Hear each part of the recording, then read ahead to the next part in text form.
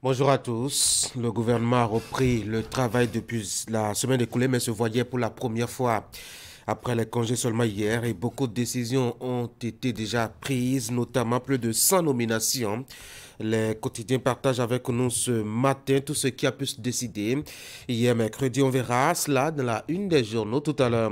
C'est jeudi et nous aurons deux invités, l'un au téléphone, c'est le maire de la commune de Djougou, avec qui nous dirons deux mots au sujet des préparatifs de la rentrée dans son espace territorial. Le second, c'est le professeur Placide Clédio, enseignant à l'université d'Aoumé-Calavi et climatologue de spécialité. Il nous parlera de l'actualité dans son domaine. Il s'agit du séisme qui a frappé le Maroc le vendredi dernier et qui a fait, s'il vous plaît, près de 3000 morts. Lors de nos discussions, nous parlerons d'abord de l'adhésion de l'Afrique au G20, puis de la réaction de la police nationale au sujet du drame de Crévier où un enfant, la vingtaine, a perdu la vie lors d'une des opérations d'intervention des forces de sécurité le week-end écoulé. Crévier, c'est à Abomey-Calavi. Bienvenue à tous.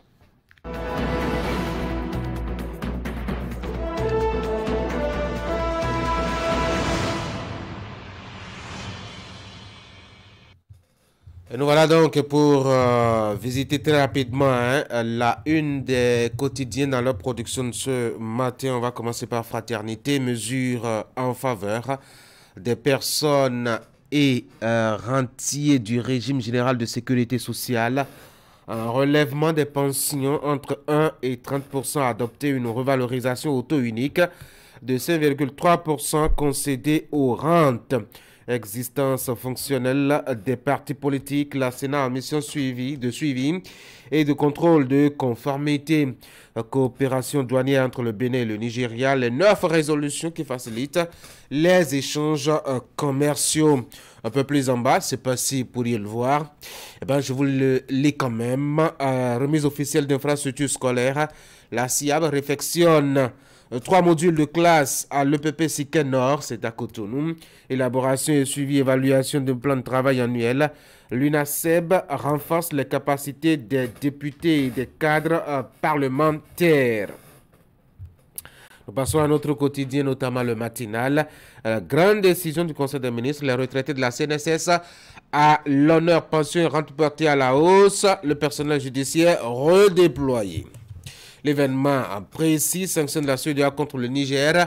Le FMI insiste sur les conséquences pour le Bénin. Matin libre, terrorisme et mesures sécuritaires dans le septentrion. Des restrictions, couvre-feu par endroit. Les 4 vérités, compte rendu du Conseil des ministres du mercredi 13 septembre 2023. 116 nominations dans les cours, tribunaux et 3 ministères. L'affiche du jour, renforcement des capacités techniques de certains acteurs de l'Assemblée nationale, députés et cadres parlementaires à l'école de l'élaboration d'un PTA. Nous sommes maintenant avec l'événement du jour. Caisse nationale de sécurité sociale, le gouvernement revalorise les pensions des retraités. Le Béninois libéré, redéploiement au ministère de Yvon Détchenou, vague de nomination dans la maison justice ou de la justice béninoise.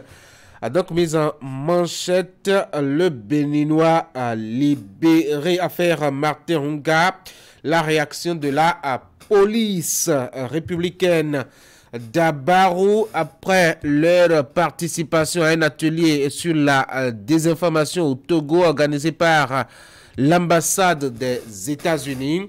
Les participants font la restitution aux journalistes du septentrion Gaskiani Info, remaniement ministériel. Et si Patrice Talon créait la surprise décès de Martin Hunga, la police aura enfin le silence. Décryptage info, symposium sur le développement d'Avagbana, union sacrée autour des grandes résolutions des travaux. Nous sommes de retour à la une de Fraternité pour la deuxième lecture. Mesures en faveur des pensionnés et rentiers du régime général de sécurité sociale. Un relèvement des pensions entre 1 et 30% a adopté une revalorisation à auto unique de 5,3% concédée aux rentes existences fonctionnelles des partis politiques, la Sénat a mission de suivi et de contrôle de conformité et coopération douanière entre le Bénin et le Nigeria. Les 9 résolutions qui facilitent désormais les échanges commerciaux sont à découvrir dans les colonnes du journal à la page 6. Remise officielle d'infrastructures scolaires. La SIAB réfectionne 3 modules de classe à l'EPP Siké Nord, c'est à Cotonou. Et puis élaboration et suivi évaluation d'un plan de travail annuel. L'UNASEB renforce les capacités des députés et cadres parlementaires. Voilà donc les informations à la une des parutions ce jeudi matin. On va feuilleter Fraternité qui nous propose à la page 2 et à la 4 notamment. Et bien l'intégralité du Conseil des ministres avec la centaine de nominations faites hier à l'occasion. Vous achetez le journal, vous avez tous les détails. Et si éventuellement votre nom s'y retrouverait, eh bien, vous allez vous faire une idée si vous êtes nommé ou pas. Affaire Maté-Honga, pardon, du nom de cet enfant, une vingtaine décédés le week-end écoulé lors de l'intervention de la police républicaine quelque part à Révier, c'est de la commune d'Abomey-Calavier. La direction de la police a sorti un communiqué hier pour enfin réagir après la réclamation donc d'une réaction notamment de Canal 3 Bénin et d'Actu Matin. Vous avez donc l'intégralité du communiqué donc de la hiérarchie de la police républicaine dans les colonnes du journal Fraternité ce matin. Le communiqué qui souligne que subséquemment le procureur de la République près le tribunal de première instance de deuxième classe d'Abomey-Calavier ainsi que l'inspecteur technique de la police républicaine sont saisis pour diligenter respectivement l'enquête judiciaire et celle administrative. Ces enquêtes ouvertes s'effectuent de façon rigoureuse et approfondie, rassure la hiérarchie. Le corps a été déposé à la morgue de l'hôpital de zone de Ouida conformément aux instructions de l'autorité judiciaire. Aussi, l'instruction invite-t-elle les populations à la patience et au calme au cours de cette phase d'investigation nécessaire à la manifestation de la vérité. On va donc garder notre calme. En attendant, on dira 2 mots à ce propos lors de nos échanges tout à l'heure, puisque pendant nos discussions, on aura 2 sujets à évoquer. Fraternité qui vous propose les 9 résolutions désormais qui régissent et facilitent les échanges commerciaux entre le Bénin et le Nigeria. C'est à la page 6 que vous avez tous les détails liés justement à ces résolutions.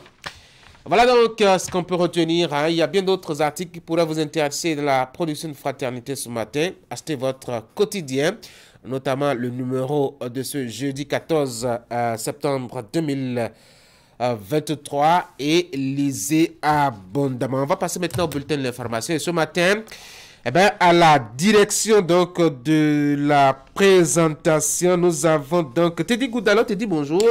Bonjour Tanguy, bonjour à toutes et à tous. Allez, dans le bulletin d'information ce matin, on aura les images de la séance de travail entre la Sénat, la Commission électorale nationale autonome et les responsables et représentants des formations politiques hier. La rencontre vise à les informer du démarrage imminent d'une mission de contrôle dans les sièges nationaux et départementaux des partis politiques. Détails à suivre. Détails aussi à suivre dans le bulletin de l'information au sujet du don important de l'eau de fauteuil roulant à l'endroit des personnes en situation de handicap moteur dans le département de l'Atakora. C'est une œuvre de l'association Al-Fatah qui ne cesse d'engager des actions pour l'épanouissement des couches les plus en difficulté. Voici le bulletin de l'information.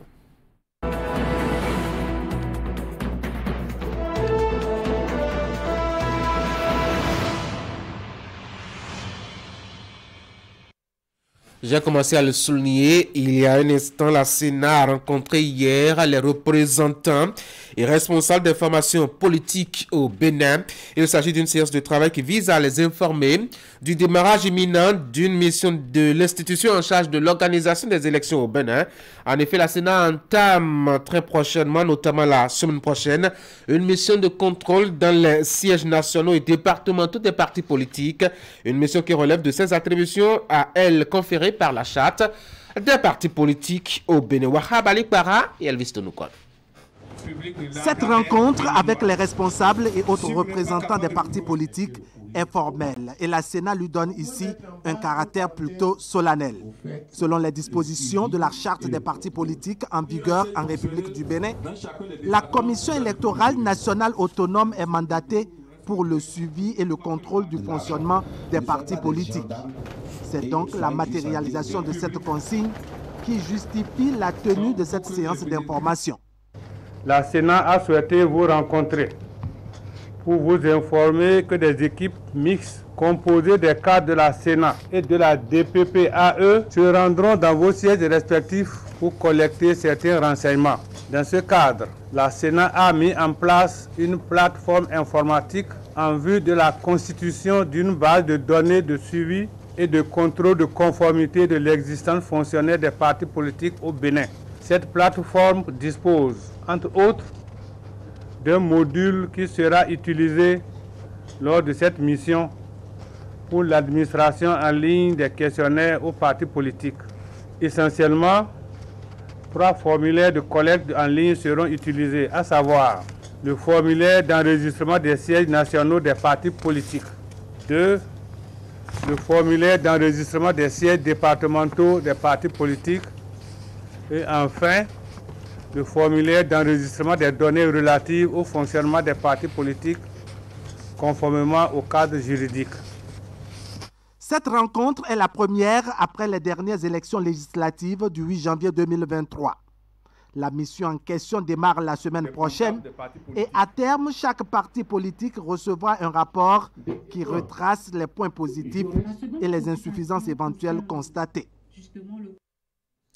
Et puis, ce bulletin se poursuit. Les personnes en situation de handicap moteur du Septentrion et des centres de santé du département de la Takora ont reçu un important lot de fauteuils roulants. C'est une œuvre de générosité de l'association Alpha Taka qui ne cesse d'engager des actions pour l'épanouissement des couches vulnérables. Comment faciliter la mobilité aux personnes handicapées moteurs? Telle est la préoccupation de l'association Alpha Taka qui a gracieusement offert des fauteuils roulants aux personnes en mobilité réduite de la Takora. Par cette cérémonie, fort simple qui a mobilisé autorités politico-administratives et religieuses, l'ONG donatrice, en collaboration avec la direction départementale de la santé à Takora, a réaffirmé son engagement à accompagner les personnes en situation difficile. Aujourd'hui, les personnes en situation de handicap moteur sont à l'honneur. À cet effet, chaque handicapé ici présent sera doté d'un fauteuil roulant qui lui permettra de vaquer facilement et librement à ses occupations, ce qui lui permettra également de faire ses activités génératrices de revenus. Mesdames et messieurs, par ce geste, l'association Alpha Taka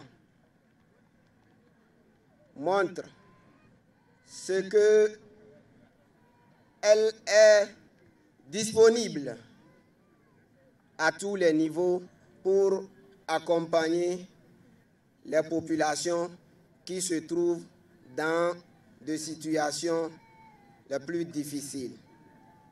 300 bénéficiaires sont impactés par le geste de cette association.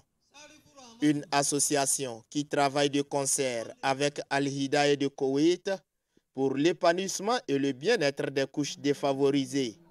Par la voix de leur porte-parole, les heureux du jour disent merci à leurs donateurs. On remercie 1000 fois vraiment que Dieu bénisse l'ONG Alpha Taka ainsi que le partenaire. Merci à la direction de la famille, de la santé. Je me réjouis de ce geste et je suis convaincue qu'il contribuera à soulager les bénéficiaires dans l'exécution de leurs tâches quotidiennes, leur redonner confiance et espoir, mais surtout à leur rendre plus épanouis et productifs.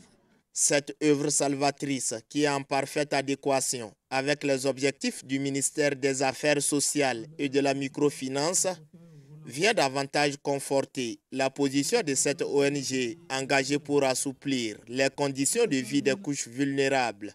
Le ministère des Affaires sociales et de la microfinance, à travers la DEDASM Atakora, se sent honoré et apprécie à sa plus grande valeur le geste de ce jour qui, je l'espère, ne sera pas le dernier.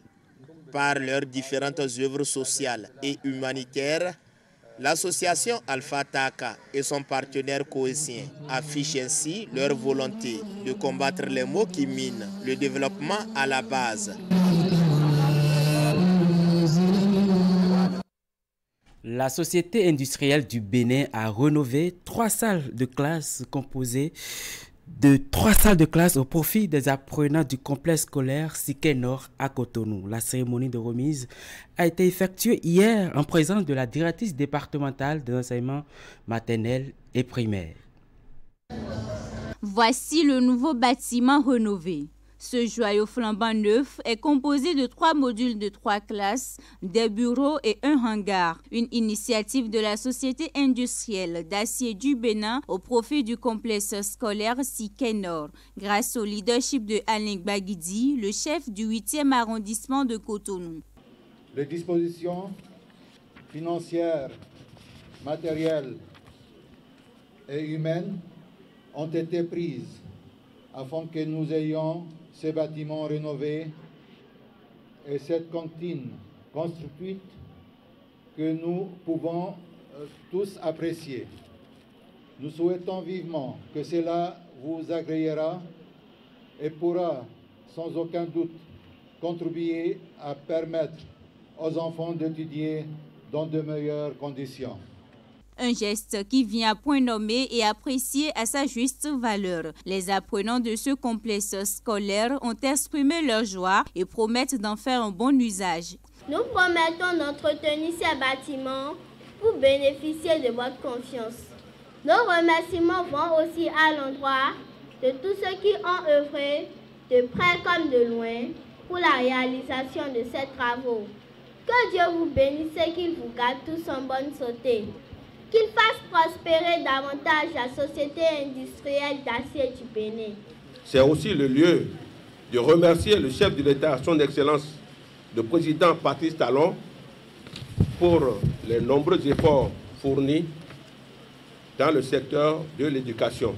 Le donateur n'est pas à son premier geste de générosité. Les autorités communales ont donc décidé de le couronner d'un trophée de mérite. Trophée qui est également attribué au CA du 8e arrondissement en signe de bravoure.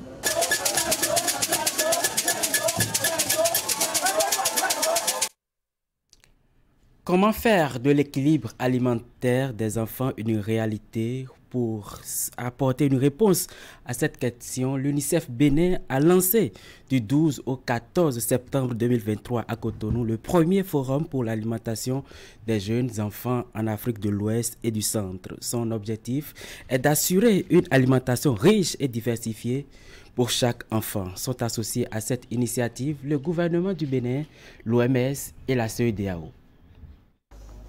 Près de 50% des décès d'enfants de moins de 5 ans en Afrique de l'Ouest et du Centre sont imputés à la sous-nutrition selon les récentes estimations conjointes de l'Organisation mondiale de la santé et du Fonds des Nations unies pour l'enfance.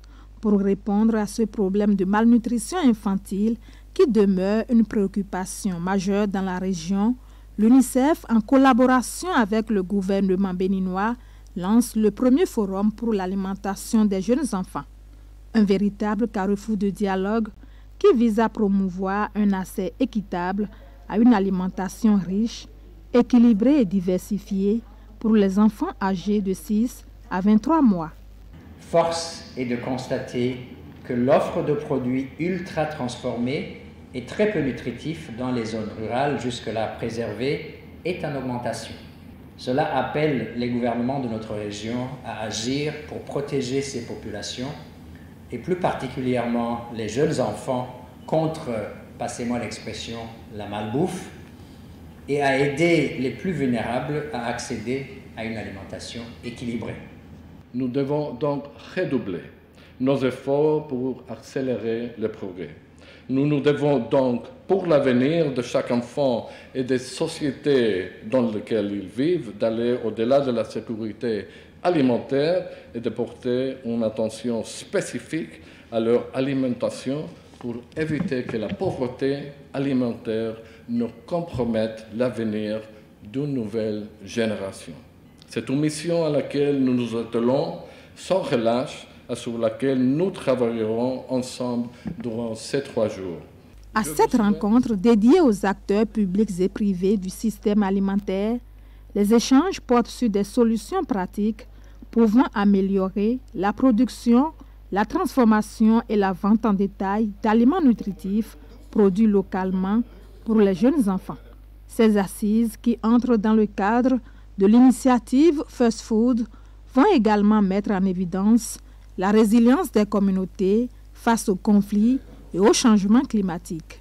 L'objectif du forum est de contribuer à la création d'un environnement qui facilitera l'émergence, le déploiement et la mise à l'échelle de solutions innovantes pour la nutrition des jeunes enfants.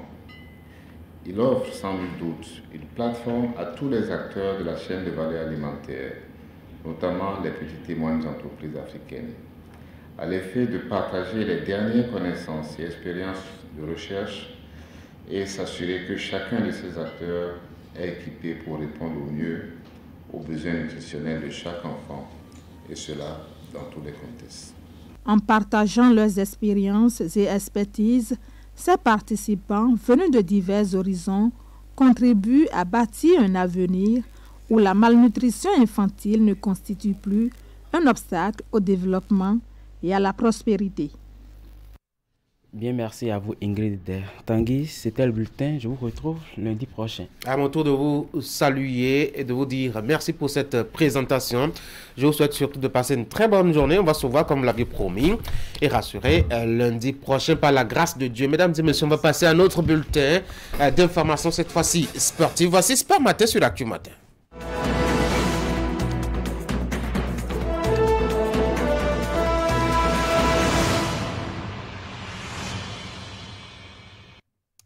Ce matin, Ali Moumouni nous vient comme le jeudi matin avec un invité.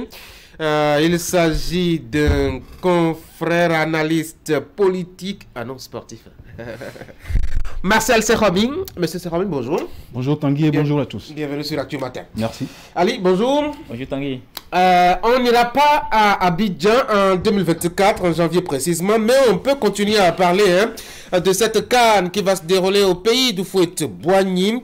Ce matin, votre invité va nous aider à décortiquer un peu ce à quoi il faut s'attendre, notamment avec ces 24 équipes. Oui, la 3e Coupe d'Afrique des Nations avec 24 nations.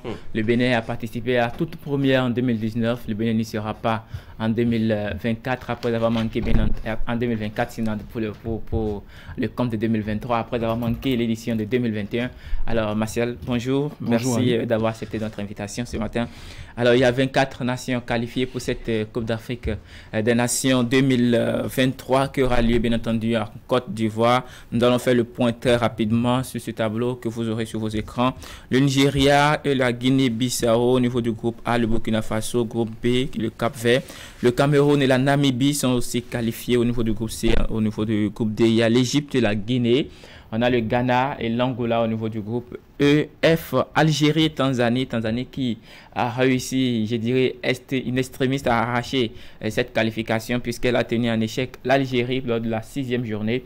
Le Mali qui s'est imposé aussi dans le groupe G et puis sera suivi par la Gambie. Il y a la Zambie également qui est qualifiée.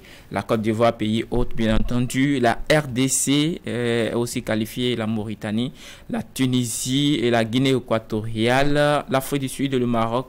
Le Maroc qui n'a pas encore toujours disputé sa dernière journée, c'est sa 6e rencontre qui aura lieu face à l'équipe du Libéria. Et pour finir au niveau du groupe L, on a le Sénégal et le Mozambique qui sortent de ce groupe. Martial, à quoi doit-on s'attendre quand on voit voilà, l'ensemble de ces 24 nations qualifiées pour la CAN? Devrait-on dire une CAN intéressante cette fois-ci?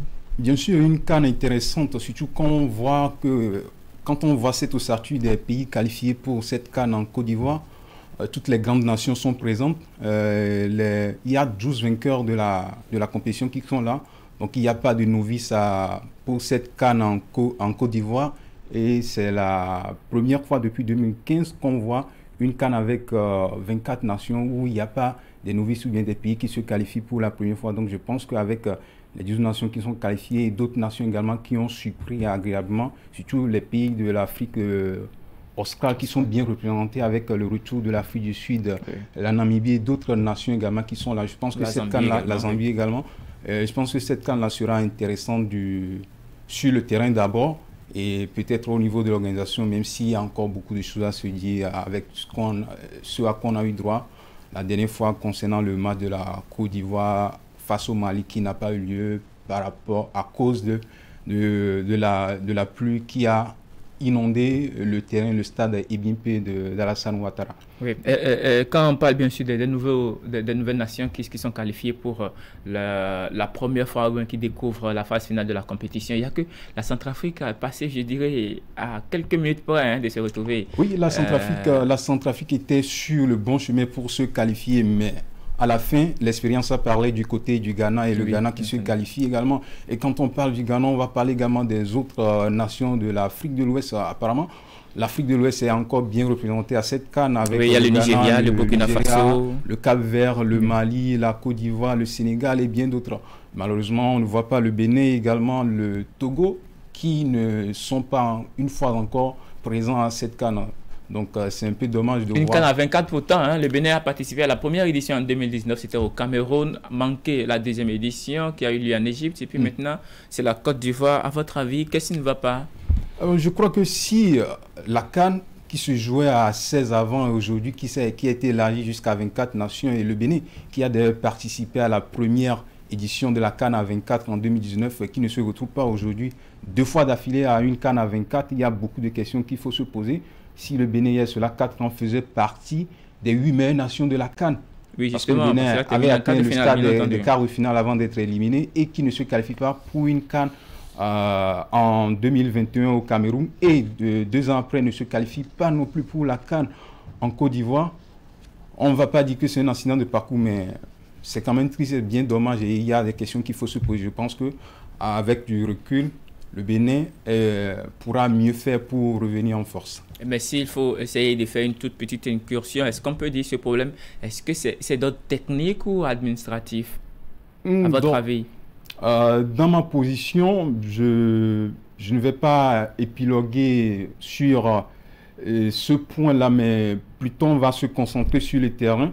On va se concentrer sur le terrain avec ce qu'on a vu la dernière fois. Le Bénin quand même avait la possibilité de se qualifier, même si d'aucuns diront que le Bénin avait raté sa qualification ici au Bénin face à la Mozambique. Mais je pense qu'avec ce qui s'est passé la dernière fois où le Bénin avait ouvert le score, le Bénin avait quand même toutes les possibilités de venir à bout de cette équipe mozambicaine. Mais le Bénin n'est pas arrivé à rester sur cette lancée avec laquelle il a démarré la rencontre. Et bien, on peut parler quand même d'une sorte de manque d'engagement parce que quand on regarde bien cette explication, on voit quand même l'équipe mozambicaine très déterminée à aller à bout de son adversaire. En témoignent d'ailleurs les 2 buts inscrits coup sur coup à la 27e minute et puis à la 31e minute, la détermination, la pression mise sur le Bénin juste après l'ouverture du score à la 20e minute. Est-ce que c'est le problème d'engagement qui manque alors aux joueurs béninois, ou bien c'est un problème de coaching, ou bien à quel niveau selon vous, à quel niveau se situe le problème?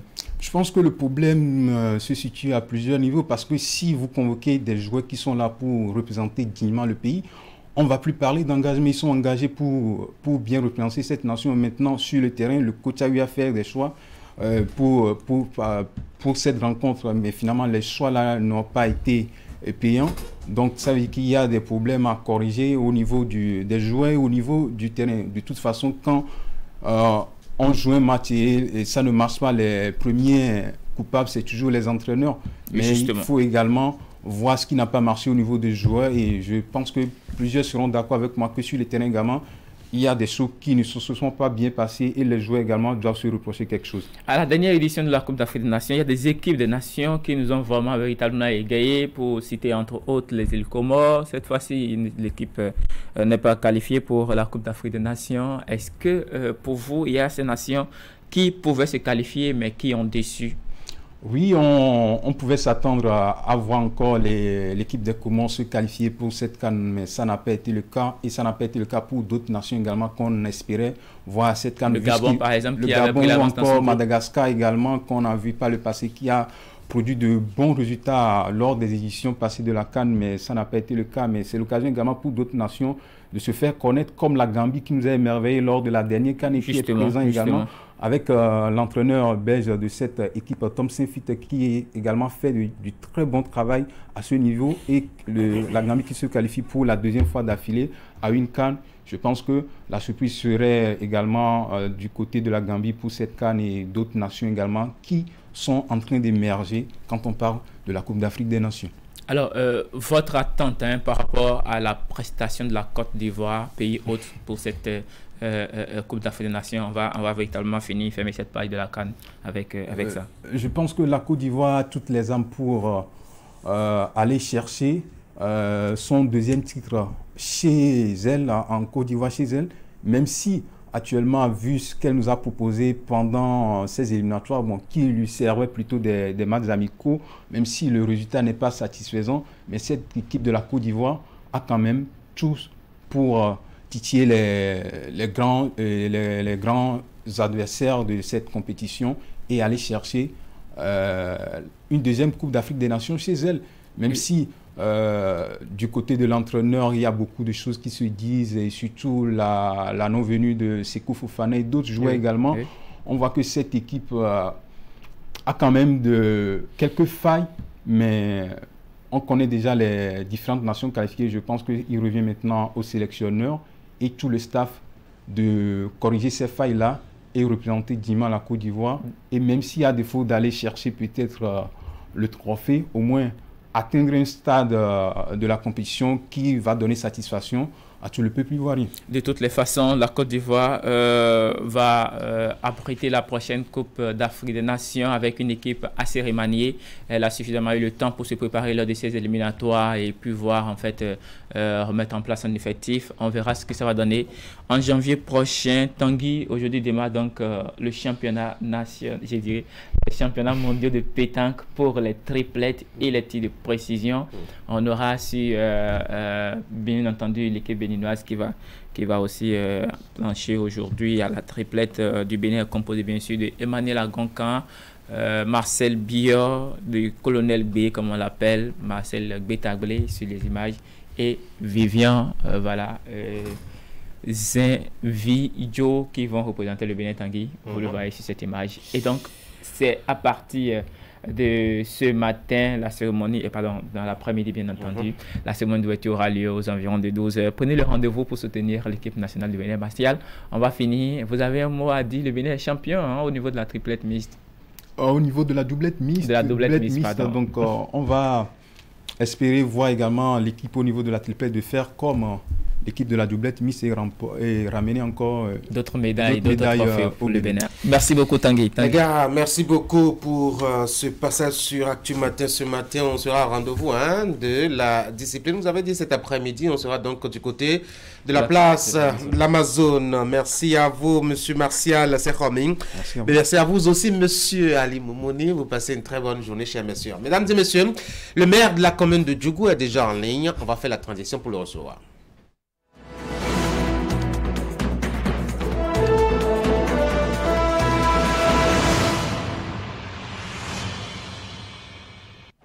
Monsieur le maire, bonjour.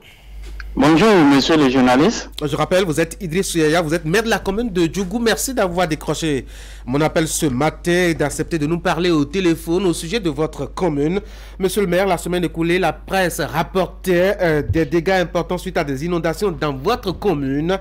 Monsieur le maire, lors de nos échanges hier, vous aviez dit que ce n'était pas des images de votre commune, quand bien même Djougou est bien exposé aux affres des inondations. Alors, quelle est la réalité réellement au niveau de Djougou? Ok, merci encore une fois. Bonjour. Effectivement, les images qui ont circulé la semaine passée plutôt concernent la commune de Tchaoro, plus précisément Betero. Cela veut dire que ce n'est pas exactement, quand bien même on est frontalier avec Betero, mais ce n'est pas la commune de Djougou. Cependant, on peut signaler qu'il y a eu de très fortes pluies dans la commune, mais les dégâts ne sont pas à l'ampleur de ce qu'on a vu dans la commune de Betero. Alors, mes informations établissent quand même qu'il y a des champs de culture qui sont inondés précisément à Djougou. Alors, quel est le niveau ou quel est l'état des lieux actuels liés justement aux inondations de la commune de Djougou? Oui, effectivement, bon, vous savez, en de pareilles circonstances, ceux qui ont fait leur champ dans les lits des fleuves, une fois que les fleuves sont en creux, donc c'est normal que cela emporte leur culture. Mais comme je le dis, ce n'est pas à l'ampleur de ce qu'on a vu à la télé par rapport à la commune de Betero. C'est ça. Alors la saison des pluies, c'est quand même, nous sommes à la moitié de sa durée traditionnelle actuellement. Faut-il craindre davantage de dégâts à Djougou? Oui, il faut avouer que nous sommes habitués à ce genre de choses. Donc, dès le début de la saison des pluies, nous avons pris des dispositions pour, en tout cas, essayer de minimiser les dégâts qui vont se produire.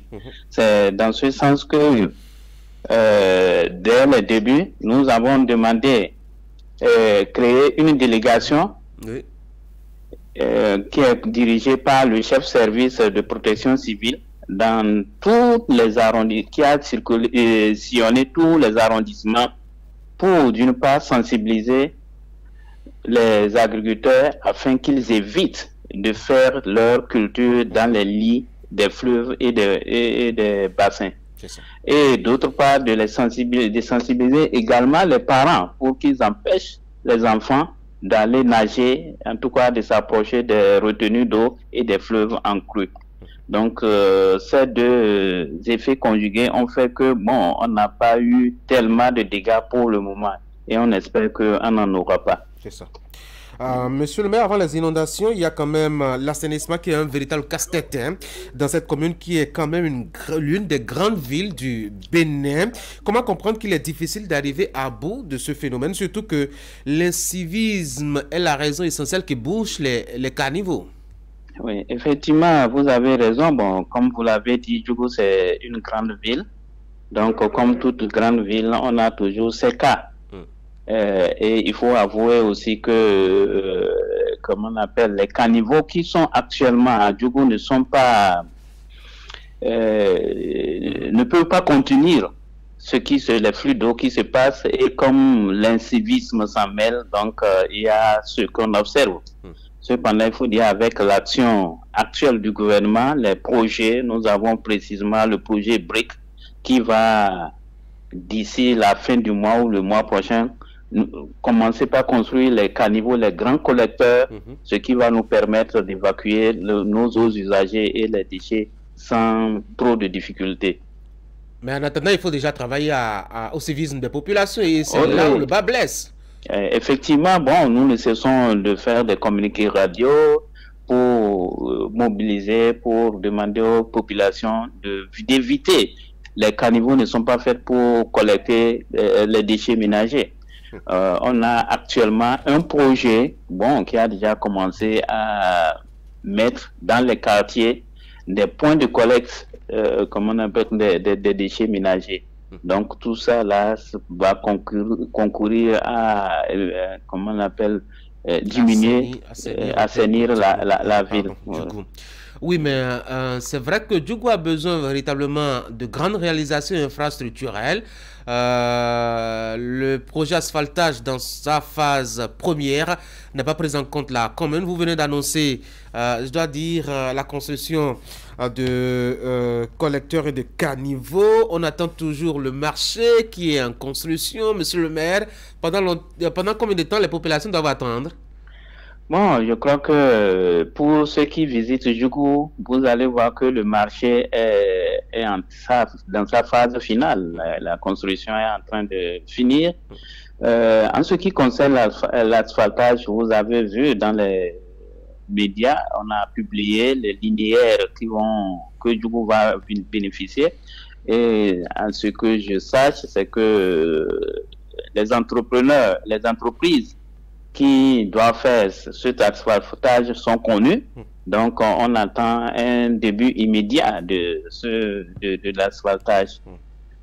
Donc, pour le moment, on prie seulement, on demande aux populations d'espérer et que tout, Inch'Allah, avec tout ce qu'on a comme projet à Djougou, dès que ça va se démarrer, je crois que Djougou va connaître, comment on appelle, un nouveau visage, et ce sera à la hauteur de la ville qu'on souhaite avoir.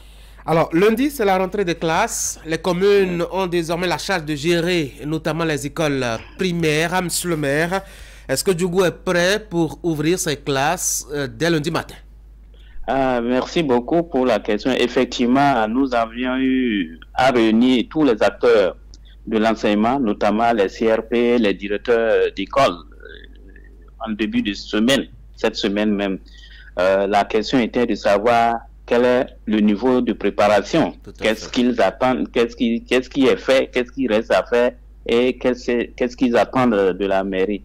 Donc, au vu de cette réunion, nous avons compris qu'ils sont prêts. Tout est mis en la rentrée, la pré-rentrée a été effective, et tout est mis en place. Cependant, on déplore le fait que les parents n'amènent pas les enfants pour les inscriptions. Ils pensent que c'est le lundi prochain qu'ils doivent le faire. Et donc, on a tout fait. On a essayé de faire des communiqués pour demander aux parents que c'est dans cette semaine que les inscriptions se font et que le lundi prochain, c'est la rentrée. Les classes commencent. Donc, on est au niveau de la mairie. En amont, nous avons dans notre budget actuel, en tout cas, on a prévu près de 2000 tables bancs pour soutenir les classes. On a prévu la construction de 10 salles de classe, le forage des retenues d'eau dans les écoles à cantine 10. On a prévu aussi la construction de 3 complexes avec réfectoire et comment on appelle, foyer pour les cantines scolaires. Donc, nous avons pris déjà des dispositions pour que cette année, les écoles se passent très, très bien. Ça, c'est les dispositions pratiques. Mais monsieur le maire, on connaît un peu la commune pour son faible score, en matière d'examens nationaux, surtout pour ce qui concerne les filles. Cette année, quelles seront les actions spécifiques en la matière pour aider les filles à aller à l'école et surtout à s'y maintenir? Oui, effectivement, vous avez raison. Au-delà de ce que vous avez dit, il y a aussi le grand taux d'abandon qu'on a observé. Oui. Donc, tout ça, là, nous avons fait une table ronde, on s'est réunis, on a vu, on a pris des dispositions pour pouvoir suivre ça. Parmi ces dispositions, on a demandé aux autorités de l'enseignement de nous fournir par trimestre les statistiques. Cela nous permettra d'avoir le taux d'abandon dès le début. 3 mois après la rentrée, on doit savoir si tous ceux qui ont commencé l'école sont toujours à l'école. S'ils ne sont pas, s'il y en a qui sont en rade, on a mis en place, on va demander au chef d'arrondissement, chef de quartier, pour aller voir les parents directement, pour les amener à obliger les enfants à revenir à l'école. Pour les résultats, bon, on a mis des systèmes d'incitation pour permettre aux enseignants de faire leur travail, bon, avec un peu d'incitation, je crois que ça ira. C'est ça. Idrissou Yaya, vous êtes le maire de la commune de Djougou. Merci d'avoir été en ligne. Est-ce que vous avez un mot pour conclure cet entretien? Oui, merci beaucoup. Bon, mon dernier mot, c'est j'exhorte, comme je l'avais déjà dit tantôt, les parents à aller enregistrer leurs enfants au cours de cette semaine de pré-rentrée. Il ne faut pas attendre la semaine prochaine pour dire que c'est la rentrée, on va amener les enfants. Non, c'est la période de pré-rentrée, là, c'est dans cette période qu'il faut faire enregistrer les parents. Et aux enseignants, je leur souhaite un bon début, une bonne rentrée, et que le Dieu le Tout-Puissant leur accorde la santé pour pouvoir assumer leurs tâches. Monsieur le maire, merci beaucoup. Merci. Passez une très bonne journée à Djougou. Merci beaucoup. Retour à Cotonou, mesdames et messieurs, c'était le maire de la commune de Djougou, Idrissou Yaya, qui nous entretenait au sujet de l'actualité de sa commune. On va faire la transition, on va recevoir notre invité ce matin.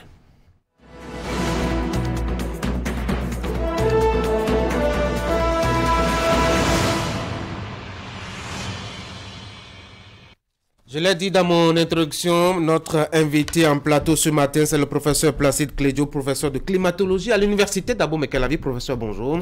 Bonjour. Merci d'avoir accepté mon invitation. Merci. Je précise par ailleurs que vous êtes directeur de l'école doctorale pluridisciplinaire Espace Culture et Sciences. Monsieur le professeur, les catastrophes se multiplient ces derniers temps et sont de diverses natures. Tremblements de terre par ici, tsunami par là-bas, inondations et glissements de terrain plus loin, canicules, feux de brousse incontrôlables. C'est difficile de les dénombrer tous et toutes. Dans mes recherches pour préparer cet entretien, professeur, j'ai noté pas moins de 32 catastrophes en 15 années, avec au moins 500 morts, tout au moins pour chaque cas, pour les moins dangereux. Alors, je vous sais très chrétien, très croyant, mais on ne va pas seulement dire que c'est la fin du monde, comme les chrétiens le croient. Alors, scientifiquement, comment est-ce qu'on peut s'expliquer cette succession donc, des catastrophes? Merci beaucoup, monsieur le journaliste. Les catastrophes se sont multipliées. Je vais dire seulement que c'est à cause des changements climatiques. Mais au niveau des catastrophes, tout n'est pas lié au changement climatique. Une partie est liée au changement climatique. Par exemple, les séismes, on n'a pas encore fait le rapprochement entre le séisme et le changement climatique. C'est lié aux plaques tectoniques. Mais tout ce que vous avez cité là, c'est lié au changement climatique. Et ça dépend des activités des hommes. Ça dépend de la quantité de gaz que nous envoyons dans l'atmosphère. Alors, parmi les catastrophes que j'ai citées, les tremblements de terre sont les plus récurrents, avec des chiffres époustouflants. Je vous propose quelques chiffres. En Chine, en 2008, on a eu 87 000 morts. En septembre 2009, 4 villes de l'île Sumatra sont rayées de la carte du monde. En Haïti, en 2010, plus de 280 000 morts. Au Japon, en 2011, 19 000 morts. Au Népal, en 2015, 8 000 morts. En Turquie et en Syrie récemment, notamment en février dernier, plus de 46 000 morts. Tremblement de terre vendredi dernier, notamment au Maroc. Et là encore, on a 3 000 morts et on n'a pas encore fini de les dénombrer. Alors, pourquoi la terre bouge et bouge autant?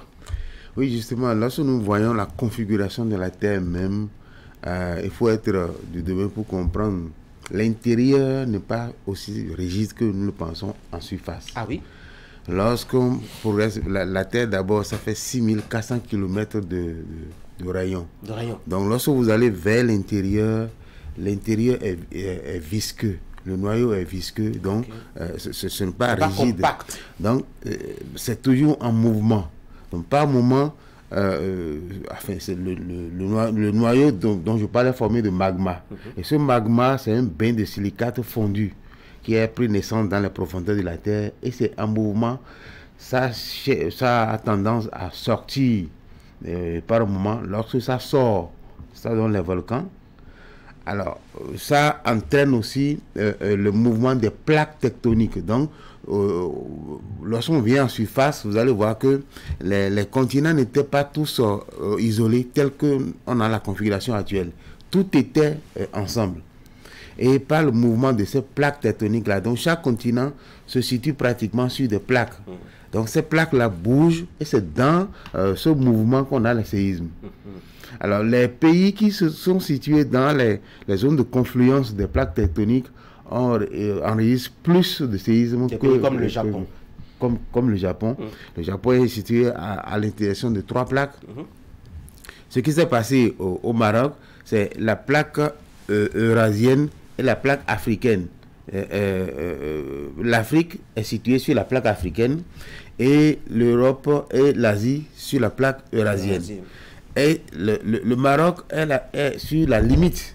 Donc tous les pays qui sont sur les limites et autres là subissent vraiment cette grande catastrophe. On va aller en détail tout à l'heure.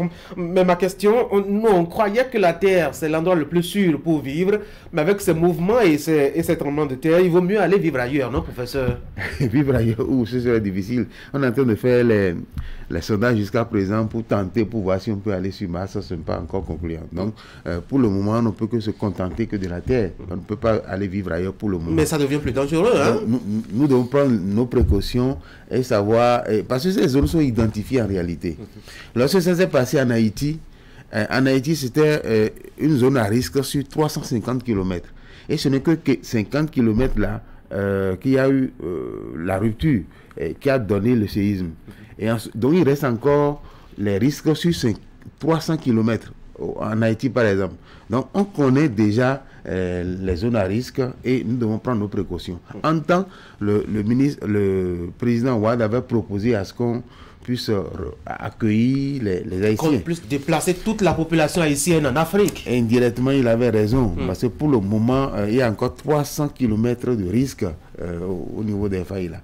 Alors, pourquoi est-ce que nous, au Bénin, on n'en parle pas tellement? Parce que si vous prenez la configuration de l'Afrique, la plaque suit la forme de l'Afrique. Et la zone, la limite est très très loin de nous, c'est dans l'océan Atlantique, entre l'océan Atlantique et le continent américain. Donc, nous, on a chaque année ces séismes-là, mais nous ne ressentons pas.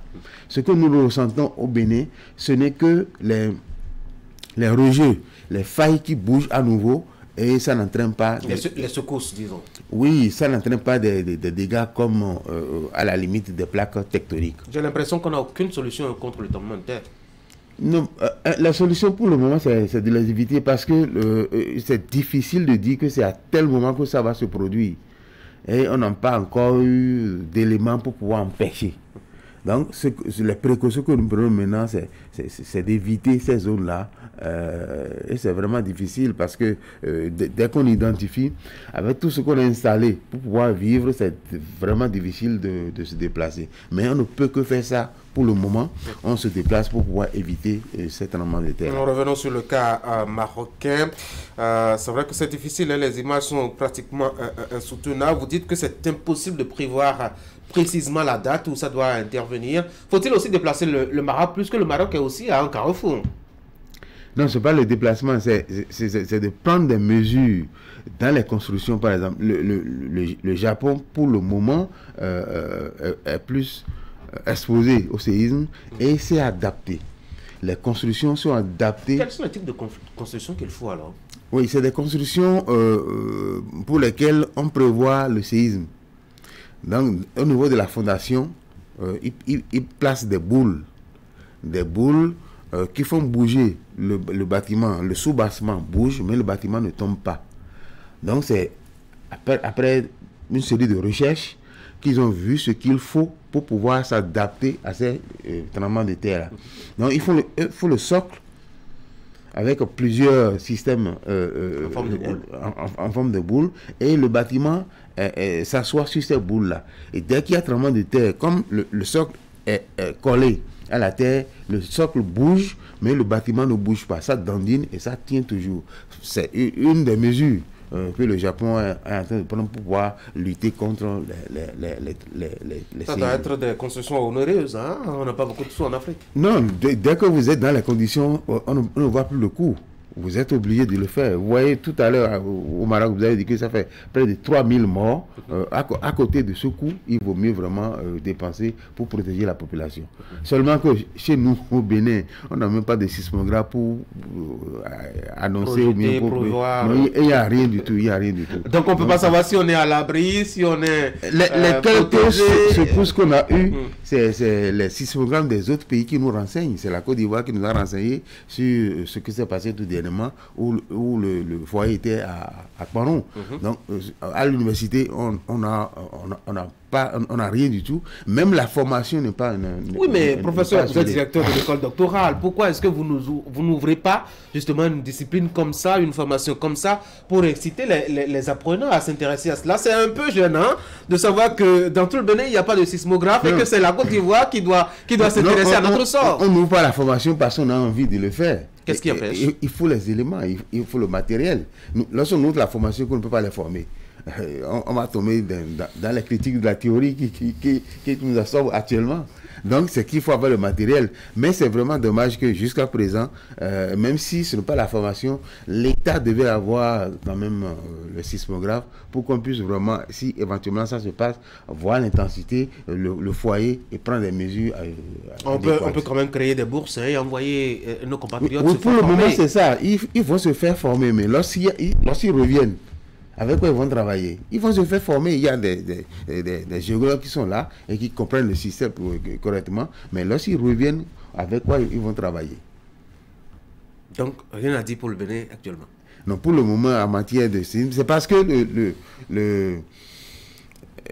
comment dire, la période de survenance de ces séismes-là, la période est longue, si bien que vous voyez, un gouvernement vient pour 5 ans, 10 ans, bon, et c'est peut-être tous les 10 ans ou bien tous les 20 ans que ça arrive, donc ce n'est pas une priorité pour le gouvernement. Professeur, merci beaucoup d'être passé sur Actu Matin. Merci beaucoup. Passez une très bonne journée. Merci. Mesdames et messieurs, c'était le professeur Placide Clédio, enseignant à l'université d'Abomey-Calavi, spécialiste de la climatologie et directeur de l'école doctorale pluridisciplinaire Espace Culture et Sciences. Avec lui, on a échangé un peu autour de la question des catastrophes et notamment des tremblements de terre qui marquent actuellement la planète que nous habitons ces 15 dernières années. Pas moins de 32 tremblements de terre ont frappé donc à cette planète-là. On va faire la pause maintenant. Parents d'élèves et étudiants, avez-vous marre de payer trop cher les fournitures scolaires de vos enfants? Cette rentrée, choisissez les boutiques Le Vrai Bonheur. Dans les boutiques Le Vrai Bonheur, vous trouverez tout pour cette rentrée, depuis la maternelle jusqu'à l'université, le tout à des prix incroyablement bas. Nous mettons aussi à votre disposition des sacs de marque Aokin de qualité et les livres au programme. Téléphone 97 87 40 32 97 72 78 27. Avec Le Vrai Bonheur, cette rentrée aura lieu dans la joie. Vive la rentrée!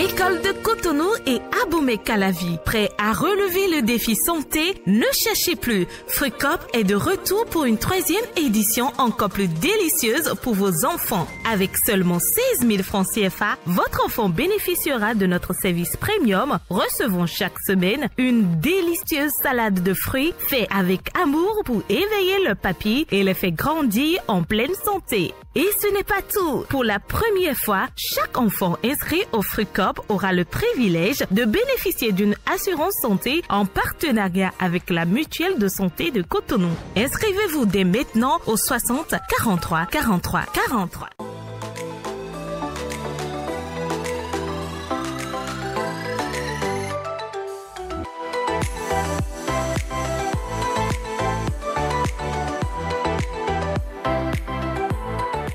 Nous sommes ici à la buanderie de Leader Pressing.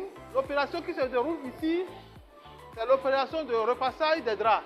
Lorsque les draps sont pesés, ce qu'on a fait tout à l'heure, ils ont été introduits dans la lessiveuse à eau, ils ont été lavés avec une bonne dose de vapeur parce que nous disposons de chaudières qui débit une quantité importante de vapeur. N'oubliez pas l'action de la chaleur sur les draps en ce qui concerne l'hygiène. Tout ce qui pouvait nuire à la santé et qui se trouve dans vos draps, une fois les draps introduits dans la calanque, tout ça est tué.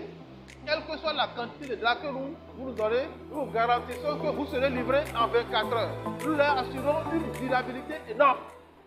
ESM Bénin, établissement privé d'enseignement supérieur, spécialisé dans la formation des leaders, vous offre différentes formations homologuées par l'État béninois et accréditées par le CAMES qui vous donne les grades de licence et master professionnel. Au terme de votre formation, vous êtes directement opérationnel dans le tissu économique et maîtrisez les péripéties de l'administration des entreprises, des relations internationales et des sciences sociales. Nos filières en licence Bac+3 et master Bac+5. Génie civil, eau et assainissement, administration générale, administration des finances, sciences juridiques, sciences politiques, sciences économiques et de gestion, marketing, communication et commerce, banque finance et assurance, finance, comptabilité et audit, gestion des ressources humaines, entrepreneuriat et gestion des projets, transport et logistique, gestion des médias, hôtellerie, tourisme et restauration, système informatique et logiciel, assistant de direction. ESM Bénin, c'est la boussole à l'emploi indépendant et salarié. Nos différents sites, Cotonou, Calavi, Akpapa, Porto Novo, Lokosa, Boïcon, Parakou, Djougou. Contact +229 97 30 84 84. ESM Bénin, le chemin vers l'emploi. 63 ans d'indépendance de notre pays, toujours en compagnie de Mikem Technologies qui ne lésine pas sur les cadeaux. Voyez par vous-même. Des cadeaux d'une valeur allant jusqu'à 226 000 francs offerts gratuitement sur toute télé et réfrigérateur Samsung acheté. Et comme avec Mikem, un cadeau ne vient jamais seul. Vos climatiseurs Samsung R410, 1,5 et 2 chevaux sont déjà disponibles dans les boutiques Néo et Allo de proximité. Produits sous garantie 12 mois, service après-vente et livraison disponible. Contact vendeur 60 00 66 66. Préparez en toute quiétude la rentrée scolaire de vos enfants grâce au prêt Tous à l'école de Bank of Africa Bénin. Oui, en seulement 48 heures, obtenez votre prêt en toute simplicité et avec célérité. Avec les nouveaux packs, vous bénéficiez automatiquement d'un taux exceptionnel et de beaucoup d'autres avantages. Cette année, le prêt Tous à l'école vous donne jusqu'à 6 mois de salaire et est remboursable en 11 mois. Waouh! Notez bien, souscrire au prêt Tous à l'école de BOA Bénin, c'est aussi offrir des cahiers aux enfants démunis du Bénin à travers la fondation Bank of Africa. Pour plus d'informations, contactez votre chargé de clientèle ou rendez-vous à l'agence Bank of Africa la plus proche. Téléphone +229 21 31 32 28 21 36 51 00. Bank of Africa, la force d'un groupe, la proximité d'un partenaire. De la réussite. Chaque année, une innovation. Et oui, le complexe scolaire Clé de la réussite a obtenu au bac 2023 6 mentions très bien, dont 4 en G2 et 2 en série D, avec le 2e et le 5e du Bénin au bac G2. En plus des 22 mentions bien, Clé de la réussite a obtenu 60 mentions assez bien sur les 295 admis au bac 2023. Cerise sur le gâteau, premier du Bénin au CAP 2023. C'est la culture de l'excellence à travers des séances de travaux dirigés en soutien aux cours théoriques et pratiques. Inscrivez-vous au complexe scolaire Clé de la réussite pour différentes formations. Enseignement primaire de la classe de CI au CM2. Enseignement général et commercial de la 6e en terminale. A, B, C, D, G1, G2 et G3. Formation en transit et consignation. Site de Ménontin, vont en face du marché de Ménontin. Site de Zoboroué, vont derrière le stade de l'Amitié. Site de Bégamin, en face des rails. Site de Calavi, au quartier Agori, route de Tampais. Clé de la réussite. Nous cultivons l'excellence. Téléphone à 97 88 42 16.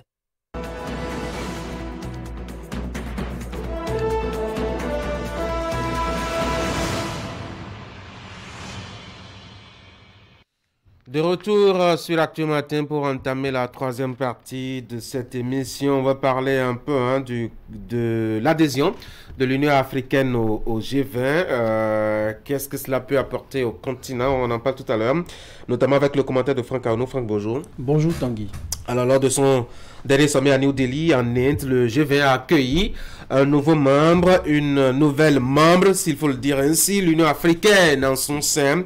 J'ai envie de vous demander ce que va chercher l'institution régionale parmi ces grosses cylindrées. Elle est allée chercher, Tanguy, de la visibilité aux intérêts et perspectives du continent au sein d'un organe très important, le G20. L'Union africaine a négocié et obtenu une place au sein du G20 pour discuter des problèmes de finances et des relations économiques internationales dans un cadre assez idéal propice à ces genres de débats. Elle veut aussi, par cette adhésion, aller poser ses problèmes et participer à la recherche de solutions Au niveau international, cette adhésion est le fruit d'un long plaidoyer mené par les États africains membres de l'Union africaine depuis plus de 8 ans avec notamment le lobby du président sénégalais Macky Sall pendant qu'il était le président en exercice de l'Union africaine. Nous remontons en 2022 et c'est justement parce que les États africains ont fini par percevoir et comprendre l'intérêt de faire partie désormais d'un groupe composé de puissances économiques telles que la Chine, le Brésil, les États-Unis, le Canada, la Corée du Sud, la France, l'Inde, l'Indonésie, l'Italie, le Japon, le Mexique, la Russie, la Turquie, l'Afrique du Sud. Que gagne concrètement l'Union africaine en adhérant aux G20, puisqu'après tout reste institutionnel? Oui, une institution, mais composée, s'il vous plaît, de 55 États membres qui représentent un territoire de 30,58 km² pour une population de 1,43 milliard de personnes, donc ce n'est pas négligeable. Vous comprenez qu'elle a tout à gagner de cette démarche. Je vous donne seulement quelques exemples. La question de la dette, qui est aujourd'hui une équation très difficile à résoudre pour les pays africains, notamment depuis la survenance de la Covid-19 qui a chamboulé tout le monde entier. Le G20 apparaît comme le cadre idéal, la plateforme et l'espace propice pour aborder cette question. L'Union africaine aura des interlocuteurs assez crédibles avec qui passer ces problèmes au crible. C'est pareil pour la dernière rencontre à Nairobi au Kenya qui a discuté du climat. Imaginons les recommandations de cette assise sur la table du G20 qui en étudiera la faisabilité et tous les contours, paramètres possibles. C'est tout simplement une sacrée chance pour les pays africains que ces pays du G20 sont des mannes financières et les plus concernés par les effets des changements climatiques. Toutefois, Tanguy, pour profiter de cette adhésion, les pays africains membres de l'UA doivent être mieux organisés et mieux structurés. C'est un principe préalable à mon avis et même une question préjudicielle pour l'Union africaine car c'est de cette seule façon qu'elle pourra relever les défis qui se dressent à elle. Et au nombre de ces défis, il y a d'abord le renforcement des institutions de gouvernance à l'échelle continentale. Le G20 n'admettra pas de recevoir en son sein ou de collaborer avec une organisation qui a autour d'elle des structures fébriles, décadencées, incapables de trancher les questions basiques et essentielles sur lesquelles les pays du G20 ont réalisé assez de progrès. Et là, l'Union africaine n'a pas besoin de chercher loin ce qu'elle a apporté de main. Il lui suffira de tricher sa sœur aînée. Je veux parler de l'Union européenne. Elle tire essentiellement sa force de la bonne organisation qu'elle a pu construire depuis des années au plan politique et économique. La force d'une organisation comme l'Union européenne réside dans le fait qu'il y a une unicité des voix lorsqu'il s'agit de défendre des intérêts. Tous les États se fondent réellement dans l'Union qui a la possibilité, par exemple, de décider en leur nom. Ça n'est pas toujours le cas pour l'Union africaine qui suit bien des questions qui touchent même la survie du continent. On a vu une Union africaine amorphe, divisée, incapable de prendre des décisions pour véritablement profiter de sa présence au sein du G20. Ce sont des détails très importants à prendre en compte, changer de paradigme et la façon de voir les choses. En somme, l'adhésion de l'Union africaine au G20 regorge des avantages certains pour l'Afrique en général, les pays membres en particulier, et qu'on sache que ce que nous allons chercher est bien précis, c'est la visibilité et défendre les intérêts du continent. Franck Aounou, merci beaucoup pour le commentaire. William Cliquant, bonjour. Bonjour Eric Guédena, bonjour. Bonjour Tanguy. Allez, on va parler un peu de cette affaire de l'Union africaine qui va se faire une place au G20. Est-ce que c'était si utile que ça, William? Quelque part, oui. Parce que vous savez que l'Union africaine a le mérite de réunir tous les États d'Afrique, 55 pays, pour ce territoire qui représente 18% de la population mondiale. Ce n'est pas rien, c'est une région comme toutes les autres du monde, de la planète je veux dire, et qui a une importance certaine dans le flux de commerce, dans la disponibilité à participer aux échanges économiques dans le monde. Donc, moi, je vois un intérêt premier du point de vue déjà du continent que nous considérons comme étant le continent le plus jeune aujourd'hui, le berceau de l'humanité. C'est vrai que l'Afrique ne représente que 3% du PIB mondial. Et donc, en matière d'économie, pour un groupe des 20 qui regorge ou qui rassemble les 85% du PIB mondial, c'est-à-dire l'essentiel de l'essentiel, en vrai, de l'économie mondiale, on se demande que va chercher l'Afrique. Mais l'Union européenne est membre du G20. L'Union européenne est la seule organisation internationale membre du G20 au même titre que les 19 autres États. Et déjà, nous avons eu la chance d'avoir un pays africain dans le G20, l'Afrique du Sud. Donc, qu'une autre organisation internationale intègre le G20 et que cette organisation régionale, l'Union africaine, pour moi, c'est bien d'y aller. Et au G20, on parle de quoi? On parle d'employabilité, d'éducation, on parle de l'atteinte des objectifs du développement. Bref, c'est une cour des grands, ce sont les 20 premiers grands. Et que l'Afrique, individuellement, ne puisse pas y aller avec des forces émiettées, que ce ne soit que l'Afrique du Sud qui y prenne part, et que la possibilité nous soit donnée d'y aller tous et d'être ne serait-ce qu'un peu représentatif. Pour moi, c'est un avantage. Moi j'ai l'impression que on a envie de se faire grand ou de se dire grand et on se cherche une place. L'ensemble du continent, c'est à peine 3% du PIB mondial. Vous allez vous asseoir à la table de gens qui détiennent 85%, Eric. On a l'impression qu'on veut se faire un peu plus gros que son pouvoir. C'est le crapaud qui veut se gonfler à la hauteur du buffle. Je ne pense pas. Je pense qu'en tant qu'organisation, on parle quand même de l'Union africaine. Oulam l'a rappelé, c'est plus de 50 pays réunis ensemble. Donc ça fait une force, ça fait une puissance. Nous avons le devoir d'être au sein de ces organisations pour justement défendre nos intérêts. Et c'est ce que j'ai un peu compris de la déclaration du président Kenya qui justement dit ceci. Un siège permettra donc à l'Union africaine de façonner les décisions de G20. Parce qu'au niveau de G20, qui sont constitués comme les plus grandes économies, ils prennent des décisions qui touchent le reste du monde, et surtout le continent africain. Et donc, si c'est ça qui est l'objectif, une fois dedans, ils peuvent vraiment discuter, façonner les décisions. Je veux savoir comment est-ce qu'on peut façonner une décision qu'on n'a que 3% de pouvoir face à 85%. Vous ne comptez même pas, vous n'existez pas. Comment vous voulez façonner le pouvoir? Non, je pense que les décisions, ça peut déjà influencer, ne serait-ce que dans les discussions. On peut nous entendre. L'histoire retiendra que quand il était question de faire une répartition, eh bien, on s'est prononcé. Est-ce qu'il y a encore visé? Nous savons déjà la position des chefs d'État, ce qui est de la façon dont les institutions financières fonctionnent. Et on estime qu'arriver à ce rendez-vous, à ce genre de regroupement, on peut continuer par insister sur le fait qu'il faut revoir tout le mécanisme de financement international. Et ça, les chefs d'État le demandent aujourd'hui. Donc je pense que c'est assez intéressant d'être membre du G20. L'Afrique du Sud déjà membre. Et l'Afrique qui est aussi membre des BRICS. Et l'Afrique qui va encore là-bas. Alors, si vous observez un peu les mouvements de ces derniers temps à travers le monde, on a parlé il y a quelques jours des BRICS qui s'ouvrent de plus en plus aux pays qui ne sont pas à leur hauteur. Aujourd'hui, c'est le G20 qui ouvre ses portes depuis 8 ans.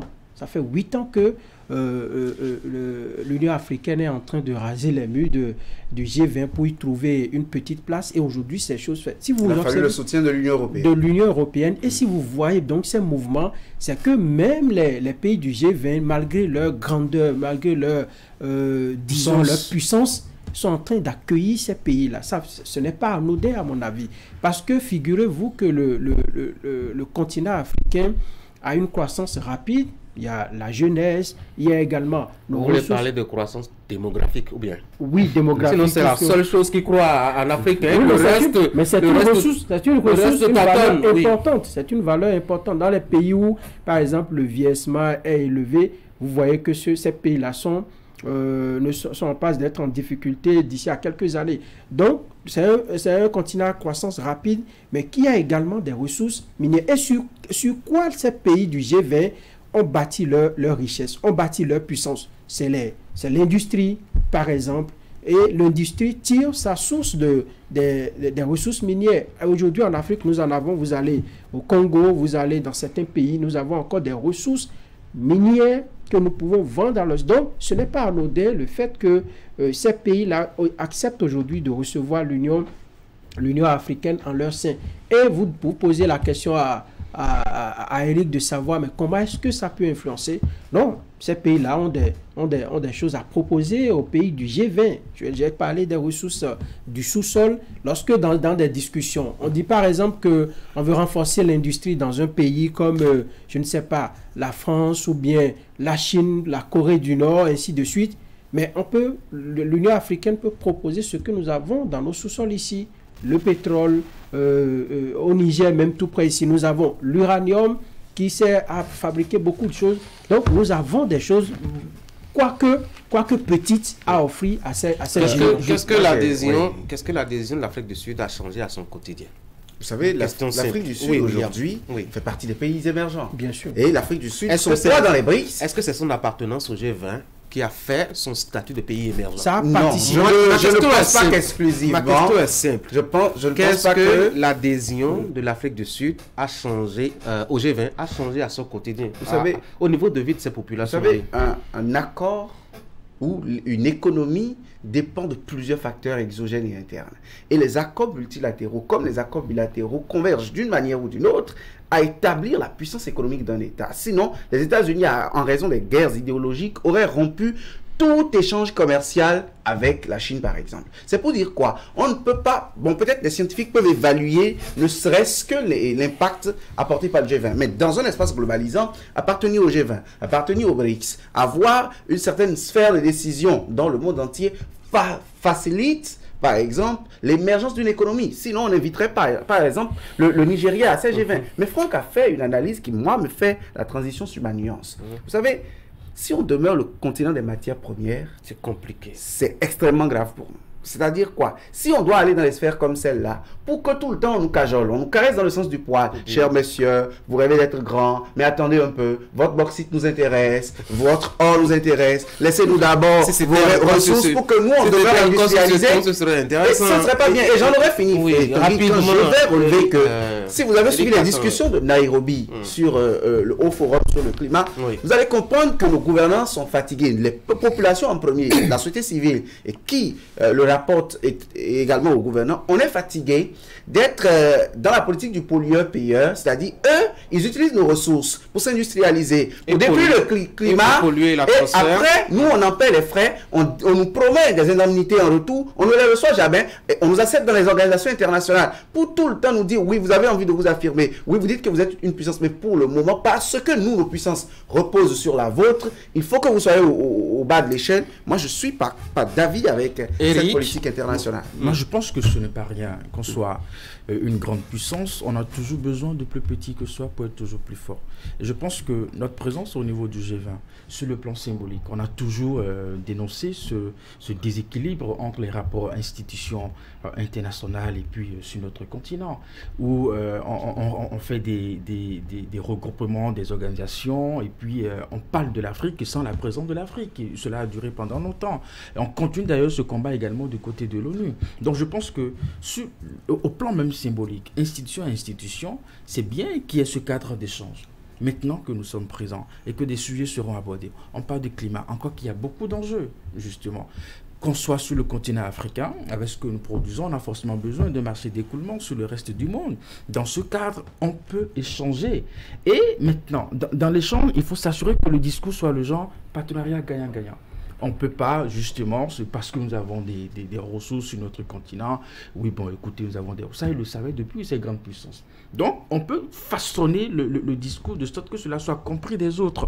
Nous sommes là, non pas pour être traités comme de petits gamins, mais en tant que puissance, en tant que continent quand on pèse émergent. 3%, on n'est pas une puissance. Le darwinisme n'a jamais changé. Quand j'entends ça, oui, 3%, mais il se trouve que quelle est cette puissance étrangère qui ne viennent pas puiser sur notre sol? Oui, mais est-ce qu'on a besoin alors, d'aller se mêler à eux pour changer la décision? Nous avons besoin de la technologie pour davantage industrialiser notre Donc il faut entrer dans le G20. si nous pouvons rentrer dans le G20 et que dans les discussions entre pays à l'occasion de ces rencontres, on peut davantage approfondir les discussions pour que cela puisse évoluer, tant mieux. Alors, entre notre absence et notre présence, vous aurez souhaité quoi? Moi, j'aurais souhaité, si vous me faites la question, elle est simple. Je réalise, je réponds à votre question. Donnez-moi 2 secondes, je réponds à votre question. Je réalise que je suis petit. Je ne me gonfle pas à la hauteur d'un buffle. Je réalise que je suis petit et je réfléchis à comment est-ce qu'il faut travailler et avoir une puissance, une force qui me rend incontournable dans la discussion que les autres mènent à propos de mon destin. Et là, après cela, je travaille à ce que ma maison soit tellement intéressante que ce soit les autres qui réclament et qui frappent à la porte pour venir suivant mes conditions. Mais dès lors que c'est moi qui insiste à frapper à toutes les portes, ça c'est le G20, ça c'est le G40, je ne sais pas trop quoi, où on rentre un peu partout, alors même qu'on n'a pas la puissance pour influencer réellement les décisions. Écoutez, vous n'êtes présent que présent et vous n'apportez rien de nouveau à la discussion, à la table. Je comprends votre prisme d'analyse, mais vous voyez, si il n'y avait rien à gagner au G20, tous ces États-là ne s'intéresseraient pas. Les Émirats Arabes Unis, qu'on voit par exemple un peu en retrait, l'Arabie Saoudite en retrait, en Asie, le Japon, la Corée, en Amérique latine, le Mexique, ces États-là ne s'intéresseraient pas. Oui, quel était l'esprit à l'aune de la création du G20? En 1999, le G20, c'était pour réunir les puissances industrielles du monde, parce qu'on savait que le cercle du G7 pour se dire, également... En fait, pour se dire... nous n'allons pas nous entretuer sur le chemin ou sur le champ de la recherche de matières premières. Mais tout ce qui les a réunis je suis d'accord. Dans le fonctionnement, le principal fournisseur de ces matières premières s'invite à la table de discussion. On parle moins de lui, on l'agresse moins. Si nous étions à la réunion du chancelier Bismarck pour balkaniser l'Afrique, je ne pense pas qu'on aurait découpé nos frontières de cette façon. Donc moi je pense que quand on parle de nous, où nous sommes, même si nous sommes petits, c'est un peu plus intéressant que lorsqu'on parle de nous dans notre dos et qu'on va implémenter à 100% et à 200% les résolutions sur nous. Mais parlons toujours des réserves. Moi je pense que vous avez dans votre analyse soulevé un pan dans lequel l'Afrique gagnerait énormément. Vous savez, si déjà nous travaillons à être plus grands, nous serons plus intéressants dans la masse. Aujourd'hui, la ZLECAf est entérinée depuis 2018, mais tous les États n'ont pas encore ratifié, ce qui fait qu'on n'en est même pas encore à la moitié de la ratification. Et au cours de alors que le G20 fait 75% du commerce mondial. Si nous faisons déjà de notre Afrique un poids commercial intéressant à travers la ZLECAf, je pense que nous peserons davantage. Les gens nous écouteront davantage.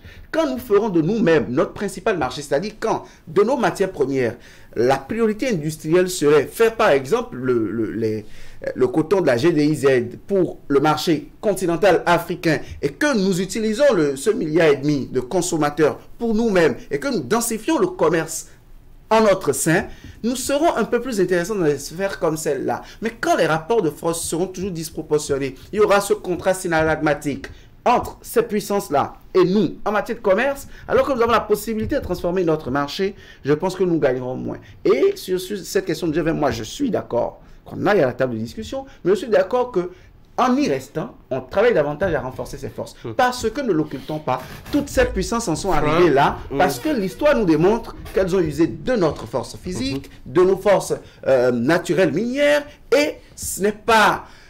Écoutez, on est prêt à prendre l'uranium du Niger pour faire d'une ville la ville lumière, alors que hors de Niamey, il n'y a pas d'électricité. Alors, il y a une phrase simple que on entend sur toutes les lèvres. On dit, lorsque vous voulez évoluer, vous êtes pauvre, il ne faut pas faire ami à un pauvre. Il faut chercher quelqu'un qui a... L'amitié aux riches ne vous rend jamais riche. Ça, il ne faut pas. Non, il faut pas. Non. Oui, il faut pas. D'ailleurs, même quand vous fréquentez les riches et que vous avez un aspect un peu trop miséreux, ils vous fuient. Hein? Oui. Et devant vous, il parle bien, vous êtes gentil, vous êtes bien beau, en sachant que intérieurement, quand ils vont se retrouver en aparté, ils vont bien se moquer de votre bon mal. À un pauvre, vous obtenez quoi? La solidarité. La pauvreté. Si vous vous rendez compte de votre pauvreté, que vous solidarisez avec quelqu'un qui s'est rendu compte aussi de sa pauvreté, qui est décidé à sortir de la pauvreté, vous sortez irrémédiablement de la pauvreté. Il s'agit pas gagner d'avance. Si. C'est pas gagner d'avance parce que parfois vous n'avez pas les armes, vous n'avez pas les moyens de votre politique. Aujourd'hui, qu'on le veuille ou non, l'Afrique est menottée en matière de ressources minières. Ah oui? Les gens ont fait des prévisions sur 100 ans sur l'or qui est sur le Congo. Est-ce qu'il y en a de là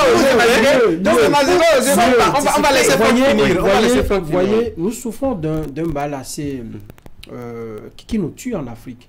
Vous voyez, au XXIe siècle, nous sommes là à parler des coups d'État, par exemple. C'est vrai que sur la question, moi je me dis, c'est un recul. Est-ce que dans ces pays-là, les gens sont en train de parler de ça? Pour que vous demandiez maintenant qu'on n'aille pas vers ceux-là pour apprendre, pour solliciter... Ça veut dire que vous me donnez raison. Non, la priorité n'est pas l'adhésion au G20. C'est d'abord de travailler à ce qu'il n'y ait plus jamais coup d'État. Oui, c'est vrai. Oui, c'est vrai. Il y a la gouvernance. C'est pourquoi dans mon commentaire, j'ai dit il faudrait que l'Union africaine sache ce qu'elle va chercher là-bas et qu'il faut renforcer les institutions de gouvernance sur le continent. Il faut renforcer le processus démocratique. Il faut améliorer notre façon de voir les choses. Donc, il faut... En allant là-bas, c'est déjà un pas à mon avis, parce que nous allons apprendre à faire comme eux. Pourquoi ceux-là, ça évolue là-bas? Pourquoi est-ce que pendant des années, nous avons des ressources minières, mais nous n'avons pas assez d'industrie sur le continent pour transformer ces ressources-là? C'est des questions que nous devons nous poser et en leur sein, nous devons trouver des solutions. Si vous allez là-bas, vous allez vous vendre sur un plateau d'or, ils vont vous acheter à vil prix. On ne demande pas à l'Union africaine d'aller là-bas et d'aller tenir un discours de mendiant, un discours de je ne sais pas, de pauvres extrêmes. Mais c'est-il pas un discours de mendiant, vous tenez quel discours? Non, pas du tout. Je vous rappelle encore qu'ils ne sont que 3% dans la balance. Non, les 3% dont vous parlez, même les 85% dont vous parlez, c'est l'ensemble des pourcentages de chacun des pays. Donc, lorsqu'on prend ces pays-là, ça fait 55 pays sur le continent qui sont membres de l'Union africaine. Donc, ça dit qu'il faut diviser pas le poids d'un seul pays. Il faut diviser encore les 3% par 55 pour voir à peu près ce que... Ils sont bien avant. Il nous faut être un peu dans l'addition. Ce qui a marqué notre présence au niveau du G20 ne doit pas exclure toute autre démarche qui pourrait nous aider sur notre continent à se développer à l'intérieur et à nous mobiliser pour être davantage plus forts. Et c'est là le défi. Et ça devient intéressant. On est au G20, justement. C'est aussi notre façon d'être au niveau du G20. Et c'est peut-être là qu'il faut faire toute la différence. Il ne s'agit pas non plus d'être là parce qu'il faut être là, d'être là et être dans un... Voilà, suivre le mouvement. Être là et s'imposer par un discours cohérent. Et exiger que nous soyons traités, n'est-ce pas, avec beaucoup plus de respect de ce que notre continent, justement, ne doit pas continuer, justement, à être utilisé comme... la présence de l'Afrique du Sud, ma foi, ou de... Oui, l'Afrique aussi, au Conseil de sécurité de l'ONU. Il y a des pays qui ont des sièges non permanents, n'a pas empêché ce qui s'est passé en Libye. C'est pas la présence au G20 qui va changer notre quotidien, non? Vous savez, je suis en partie d'accord avec vous. Vous savez, la géopolitique, depuis ses origines allemandes jusqu'à la néo-géopolitique rénovée, humanisée de notre époque, n'a jamais changé d'essence. La géopolitique, c'est l'hégémonie du plus fort. C'est, écoutez, les États qui ne pèsent pas grand-chose demeurent ceux qui sont au service des autres et sont ceux qui concourent à l'atteinte des objectifs des éternels plus forts qui le demeureront et qui se battront de toutes leurs forces pour garder leur hégémonie dans tous les domaines militaires, économiques et j'en passe. Pour dire qu'on n'a pas à aller là-bas en croyant que des gens sont devenus des enfants de cœur du fait juste qu'ils acceptent de nous laisser participer aux discussions. Vous savez, même les Européens non membres du Conseil de sécurité des Nations Unies se plaignent de la façon dont l'ordre mondial est géré. Pour dire que ce ne sont pas les Africains. Même l'Allemagne, première puissance de l'Europe, n'a pas forcément un discours mielleux des Nations Unies et de son fonctionnement un peu comme la France le serait. Donc, moi, je pense que il n'y a pas l'illusion de ce que, parce que nous sommes là du simple fait, on regarde. Il n'y a pas d'émotion de sentimentalisme dans les relations internationales. Le monde demeure ce qu'il est. On parler à Franck qui parle d'amitié avec les riches. Il n'y a pas d'émotion dans les relations internationales. Mais nous le savons de force. Et pour ça, en allant au débat, on se prépare à être davantage fort à l'intérieur. Moi, c'est vraiment ma priorité. Mais nous le savons désormais sur le continent. Je pense que c'est un sentiment qui va davantage nous amener justement à mieux voir nos positions, nos intérêts, et voir ce que nous proposons, ce que nous acceptons et tout ça. Moi, je pense que dans ces cas de discussion, on a toujours intérêt à afficher notre position, quitte à voir ce qui nous intéresse. Je pense que c'est ce qui nous a beaucoup manqué. On a accepté des coopérations dans lesquelles nous n'avons absolument rien tiré sur notre continent, et ça ne va pas se poursuivre comme ça. Je pense qu'il faut être là et discuter, et davantage imposer la voix de l'Afrique. D'accord. On va changer de sujet. C'est vrai, ça ne va pas être si simple, mais bon, c'est un bon début. Ah oui, enfin. En tout cas, on espère que l'Afrique sera considérée au G20 et que dorénavant, l'Afrique va s'imposer et se faire considérer. Mais si elle ne sera pas considérée, personne ne la considère. Après, il y a également une autre pression. Si on doit continuer en tout cas à être impuissant face au coup d'État, si on doit continuer à être impuissant face au troisième mandat, si on doit être... Si on doit continuer à être impuissant face à la misère ambiante des populations, si on doit continuer à être impuissante face, je dois dire, à l'immigration clandestine, avec beaucoup de milliers de jeunes qui s'en vont mourir dans la Méditerranée, tant qu'on sera impuissant face à ça, ce n'est pas une présence au G20 qui va nous faire nous considérer. Mais n'oubliez pas, certains de ces fléaux sont plutôt... la conséquence de la mauvaise gestion de ces ressources. Occupons-nous de ça. Comment on résout... Bon, vous savez, s'il y a un bourreau qui vous atteint d'une manière ou d'une autre et que vous n'avez pas les moyens de vous débarrasser de lui à distance, rapprochez-vous de lui pour davantage le connaître. Les fomenteurs de ces coups d'État sont pour la plupart des aides de camp de ces chefs d'État. Donc moi, je pense que... il n'y a aucun mal à s'approcher de ces bourreaux qui savent qu'ils sont des bourreaux, qui ont compté sur nous toute leur vie. Aujourd'hui, le monde ne se dessine pas sans l'Afrique. Dans aucune chancellerie du monde, on ne peut faire des prospections géopolitiques ou économiques, macroéconomiques sur l'avenir de leur État sans compter sur l'Afrique, sur sa jeunesse, sur ses ressources, sur ses moyens. Et l'Afrique elle-même ne s'intéresse pas aux autres. L'Afrique elle-même est là à gémir, à des jérémiades à la limite. Moi, je pense que il faut tout au moins participer quand même, hein. Je le pense. Voilà. Merci à William pour sa conclusion. Merci aussi à lui pour sa conclusion. Allez, on va s'intéresser à la police républicaine qui s'est finalement décidée à nous dire ce qui s'est passé. En tout cas, pour l'instant, en attendant que les deux entreprises engagées pour faire de la lumière sur cette affaire puissent aboutir. Il s'agit notamment de l'affaire du jeune Runga qui est mort, doit-on dire, à la fin, mais on ne connaît pas encore les raisons. En tout cas, vous avez lu le communiqué de la police républicaine. Eric, vous avez compris comment est-ce que les choses se sont passées? Non, le communiqué n'a pas donné des détails, donc nous prenons acte de ce que la police républicaine a donné, a produit dans son communiqué. Alors, il est fait mention de ce que le commissariat de l'arrondissement de Révier, sur renseignement, a mené une opération dans sa circonscription de compétences. Au cours de la dite opération, un citoyen a perdu la vie. Dans le même communiqué, la police reste sensible à l'émotion ressentie par la population. Elle tient avant tout à exprimer ses plus sincères condoléances aux proches, particulièrement à la famille éplorée. De même, elle vient par la présente rassurer l'opinion publique que cette affaire préoccupe la hiérarchie policière qui reste déterminée à faire toute la lumière sur les circonstances. Est-ce que communiquer comme ça, donc, on a besoin de faire 3-4 jours? Écoutez, je ne sais pas quelles sont les poursuites au niveau de la police républicaine. Le temps peut-être d'aller elle-même s'informer, se renseigner au niveau du commissariat de Révier, recouper toutes les informations et puis après produire. Et je pense qu'effectivement, on a pris vraiment du temps pour produire un communiqué. Ne serait-ce que sur le coup, on peut produire un premier communiqué, ne serait-ce pour statuer un peu sur le fait. Après, suivre la procédure qui voudrait qu'il y ait une enquête et pour que les responsabilités soient situées. Oui. Cela a manqué, mais il vaut mieux tard que jamais. Le communiqué est sorti. C'est vrai qu'il y a vraiment encore de points d'ombre. Le corps est à la morgue. Je ne sais pas si la famille a pu avoir accès au corps. Je ne pense pas.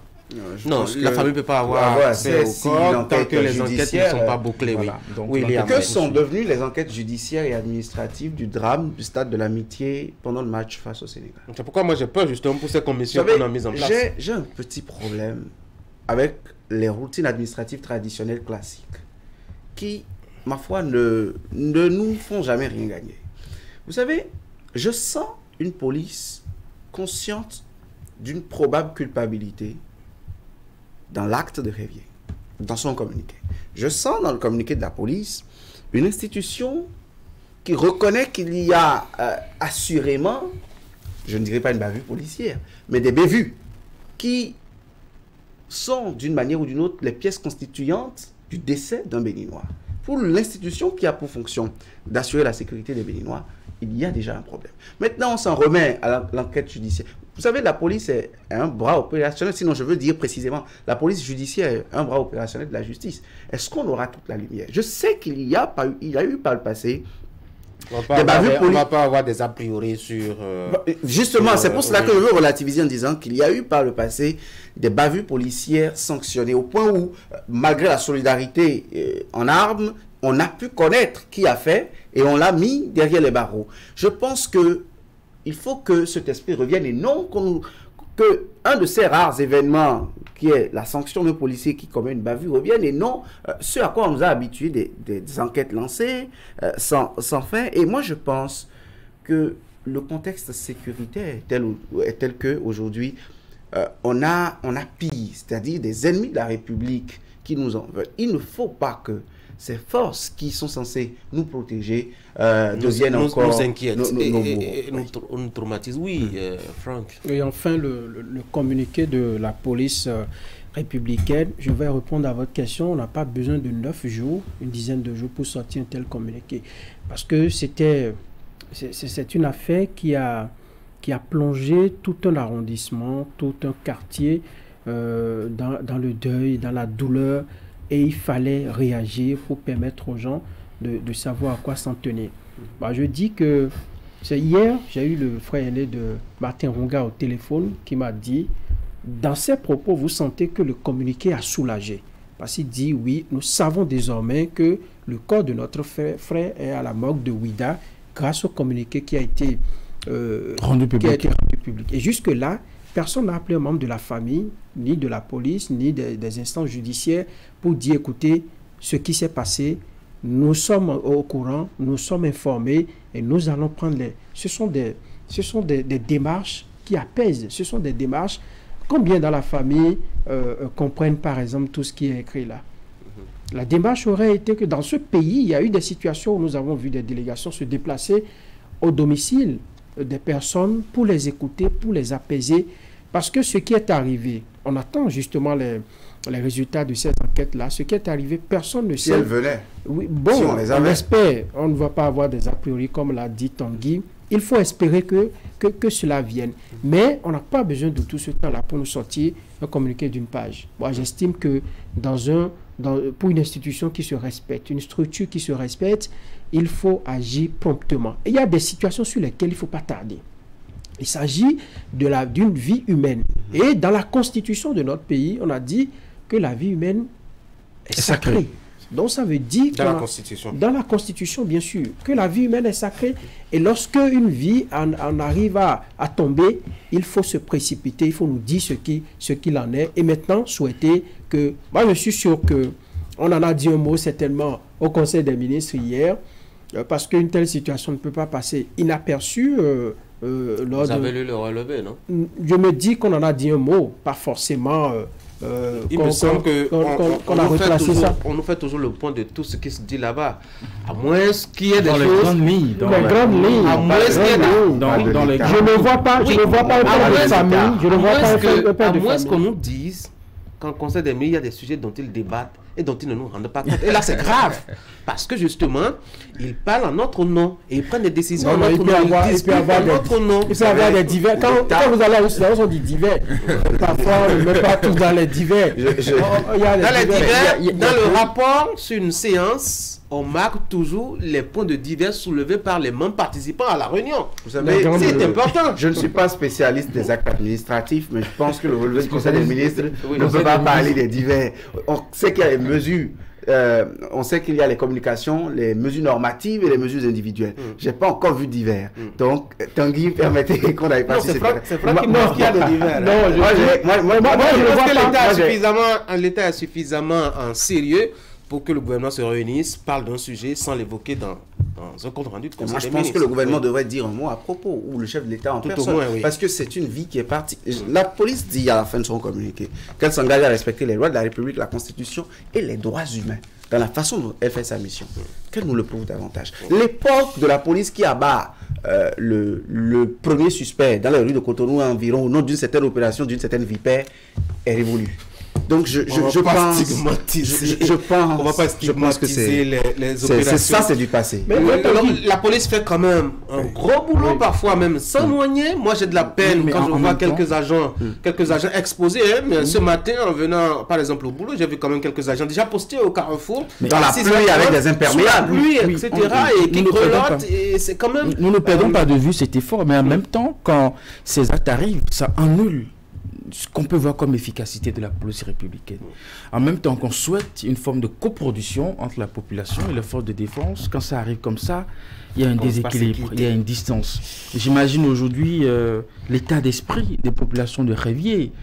Ça va être un peu tendu entre cette population et puis la police. Donc je pense que c'est des situations qu'il faut éviter. Et quand ça arrive, il faut vraiment prendre la situation, réagir promptement. Oui, et voilà.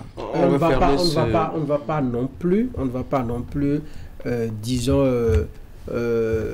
vouer aux gémonies les forces de la police républicaine, parce qu'il y a également des malfrats qui n'ont pas foi à tirer sur des individus, des innocents qui débarquent dans une localité pour voler un mouton ou pour voler un ordinateur dans votre chambre, donc que vous êtes au mauvais moment, enfin un mauvais endroit au mauvais moment, on tire sur vous et il n'y a que la police qui puisse dissuader ces personnes-là. Il y a même qu'elle tire aussi sur la police. Hein. Voilà. Ce jeune, je crois qu'il doit être brigadier, ou je ne me rappelle plus trop, je ne peux pas dire des bêtises, qui a été froidement abattu dans la rue de Béné-Marché vers les pavés de Kendo. Nous, ça doit remonter à 2010-2011 en tout cas. C'était Philippe Orondegno qui était le directeur général de la police. Non, en 2010, je ne pense pas. Peut-être commissaire principal de Cotonou. Voilà. Je n'ai plus vraiment les souvenirs précisément, mais je sais qu'il y a eu un flic qui a été comme ça abattu et ma foi, ça fait beaucoup de peine de les voir ainsi être la cible de malfrats. Ça n'empêche pas quand même d'être très professionnel quand il s'agit justement de mener des actions pour éradiquer, je dois dire, les actes de sécurité, ça et là. Les gars, bonne journée. Merci. On va se voir lundi prochain si tout allait très bien. Et par la grâce de Dieu, prenez soin de vous et portez-vous bien. Merci. Mesdames et messieurs, on va faire la pause. Puis après, vous allez suivre le pour ou contre de Nagui Balagbe qui va vous proposer une question. Est-ce que vous êtes d'accord ou pas de parler français avec vos progénitures à la maison? Certaines personnes ont réagi. Vous allez suivre aussi la revue de presse d'Assimo Kanye. Moi, je reviendrai vous dire merci pour l'aventure.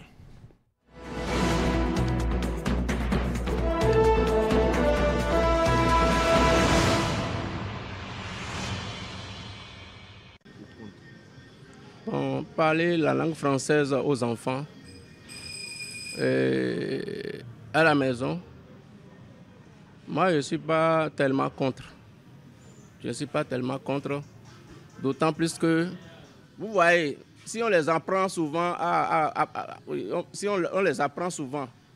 parler la langue française à la maison, c'est juste pour les aider à être un peu plus dévoués. Plus dévoués en classe, dans les oraux.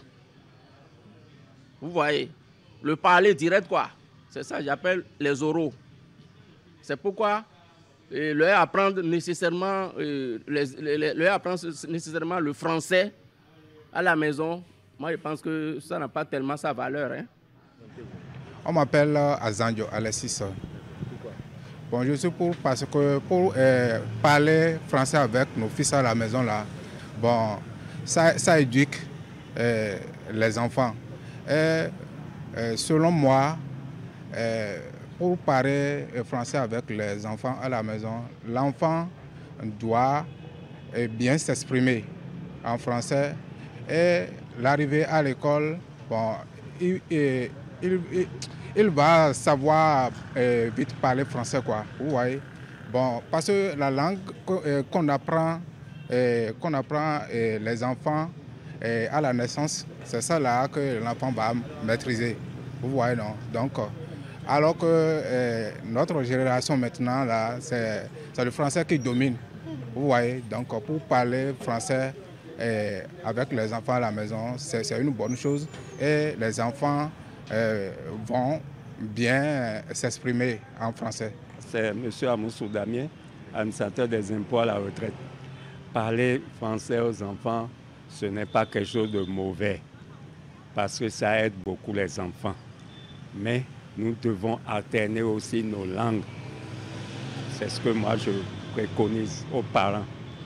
Alterner, si c'est le fond que les parents parlent, si c'est le goût, si c'est Yoruba, si c'est Dindi, on alterne les deux pour que les enfants ne soient pas abrutis dans l'autre ou en français seulement, mais les deux. Voilà. Il y a pour parce que bon, il nous aide vilains support. Azomé bon et il doit avantage d'aimer. Bon, avantage de doit et support si parce que l'étude de ton laisse côté bon, ce n'est pas bon. Et on donc il y a tant de non il de français béni le bébé. Et nous aider à azomé support. On que c'est en ligne. Moi, on m'appelle Gérard Cossin. D'une partie, je suis un peu contre, mais aussi je suis pour, parce que ça aide les enfants à l'école à bien assimiler les leçons, à bien assimiler. C'est un enfant que vous habituez à la maison à parler, rien que fond, il n'arrive pas à assimiler bien les leçons. Bon, ils vont vouloir faire ça. Bon, ce n'est pas pour ça on va les habituer à parler tous les jours français ou rien. Donc il faut aussi les aider aussi un peu avec la langue nationale pour que les deux vont ensemble, quoi. J'aime. Donc Kassiechi, on m'appelle.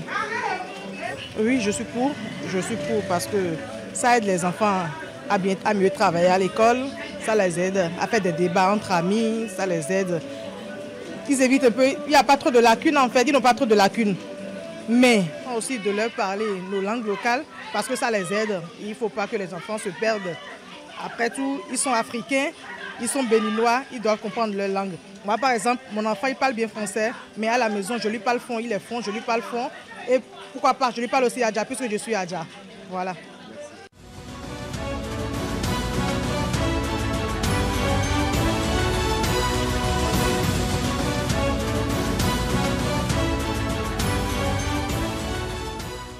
À toutes et à tous, bonjour. Les retraités béninois peuvent se réjouir de l'augmentation de leur pension et comme le relate le matinal, le premier conseil des ministres post-congé gouvernemental a visiblement fait le bonheur des retraités et rentiers de la Caisse nationale de sécurité sociale. Le conclave gouvernemental d'hier a en effet décidé de faire justice à cette catégorie de travailleurs qui pourront rétroactivement, pour compter du 1er janvier 2023, bénéficier des augmentations sur les pensions. Fraternité indique qu'ayant rappelé que le montant mensuel de la pension de vieillesse ou d'invalidité ne peut être inférieur à 60% du salaire minimum interprofessionnel garanti du territoire national et ne peut être supérieur à 80% de la rémunération mensuelle moyenne de l'assuré conformément aux dispositions de la loi portant code de la sécurité sociale en République du Bénin, le Conseil a indiqué que la pension minimum est actuellement de 24 000 francs CFA. L'événement précis explique alors que le Conseil a acté la revalorisation des pensions comprises entre 24 000 francs CFA et 25 000 francs CFA pour les porter à 31 000 francs CFA. Quant aux pensions comprises entre 26 000 et 75 000 francs CFA, elles connaîtront un relèvement de 20%, tandis que celles allant de 75 000 à 85 700 francs CFA seront portées à 90 000 francs CFA. S'agissant des pensions de la tranche de 85 800 à 150 000 francs CFA, elles seront revalorisées à hauteur de 5%, celles allant de 150 100 à 152 900 francs CFA seront portés à 157 500 francs CFA. La nation fait observer que tenant compte des réalités du coût de la vie et pour éviter une baisse significative du pouvoir d'achat des retraités et rentiers, le Conseil des ministres a procédé à un relèvement des pensions dans les proportions comprises entre 30% et 1%, suivant différentes tranches. En effet, la revalorisation des salaires des fonctionnaires de l'État décidée par le gouvernement pour compter de décembre 2022 a induit de facto celle des pensions des retraités relevant du Fonds national des retraites du Bénin, mais le mécanisme opérationnel n'est pas automatique pour les retraités du secteur privé, les affiliés à la Caisse nationale de sécurité sociale. Et puis l'économiste du Bénin informe que dans la suite de la bonne reprise des relations de bon voisinage, le directeur général des douanes du Bénin, Alain Kati, a du 11 au 12 septembre 2023 effectué une visite de travail au Nigeria. Occasion pour les deux administrations douanières de prendre des résolutions pour faciliter les échanges commerciaux. Le matinal estime que les douanes béninoises et nigérianes donnent un sens à la coopération économique entre les deux pays, conformément aux vœux des présidents Patrice Talon et Ahmed Bola Tinubu. Ces échanges ont abouti à 9 résolutions. Ceci croit savoir fraternité en vue de renforcer l'engagement commun en faveur de la facilitation des échanges, de la promotion du développement économique et favoriser les liens étroits entre les deux pays. Après une séance de travail, il ressort que 9 résolutions ont été prises pour faciliter les échanges commerciaux entre les deux pays. Entre autres résolutions, on peut citer l'harmonisation des listes des produits interdits par les deux pays, le meilleur respect des lignes directrices sur le transit international pour régir les marchandises et les frais de transit du Bénin vers le Nigeria. L'axe Cotonou-Rabat se renforce, c'est ce qu'explique la nation en rapportant que premier chef de diplomatie à se rendre à Rabat le 12 septembre, suite au drame qui a frappé le royaume chérifien, le ministre des Affaires étrangères béninois Olusegun Adjadi Bakari est porteur de messages de compassion et de solidarité du président Patrice Talon à l'endroit du peuple marocain meurtri par un tremblement de terre survenu à Al-Haouz le vendredi 8 septembre. La transmission de ce message du président Talon au roi Mohamed VI se veut une manifestation supplémentaire des liens forts qui unissent les deux peuples et États ainsi que leurs dirigeants. Le Bénin ne s'est pas en effet contenté d'une communication suivant le ton convenu en pareille circonstance. Avec l'événement précis, on peut lire qu'une mission du Fonds monétaire international ayant séjourné au Bénin a mis l'accent sur les répercussions de la fermeture des frontières avec le Niger. Selon l'institution, les performances robustes de l'économie béninoise au premier semestre de cette année subit des contre-coups des sanctions de la CEDEAO contre le Niger. À cela s'ajoutent les conséquences liées à la hausse des prix de l'essence de contrebande, mais elle souligne aussi les contributions à venir des partenaires au développement du Bénin ainsi que les efforts des autorités en vue de contenir le déficit budgétaire. Merci d'être resté à l'écoute.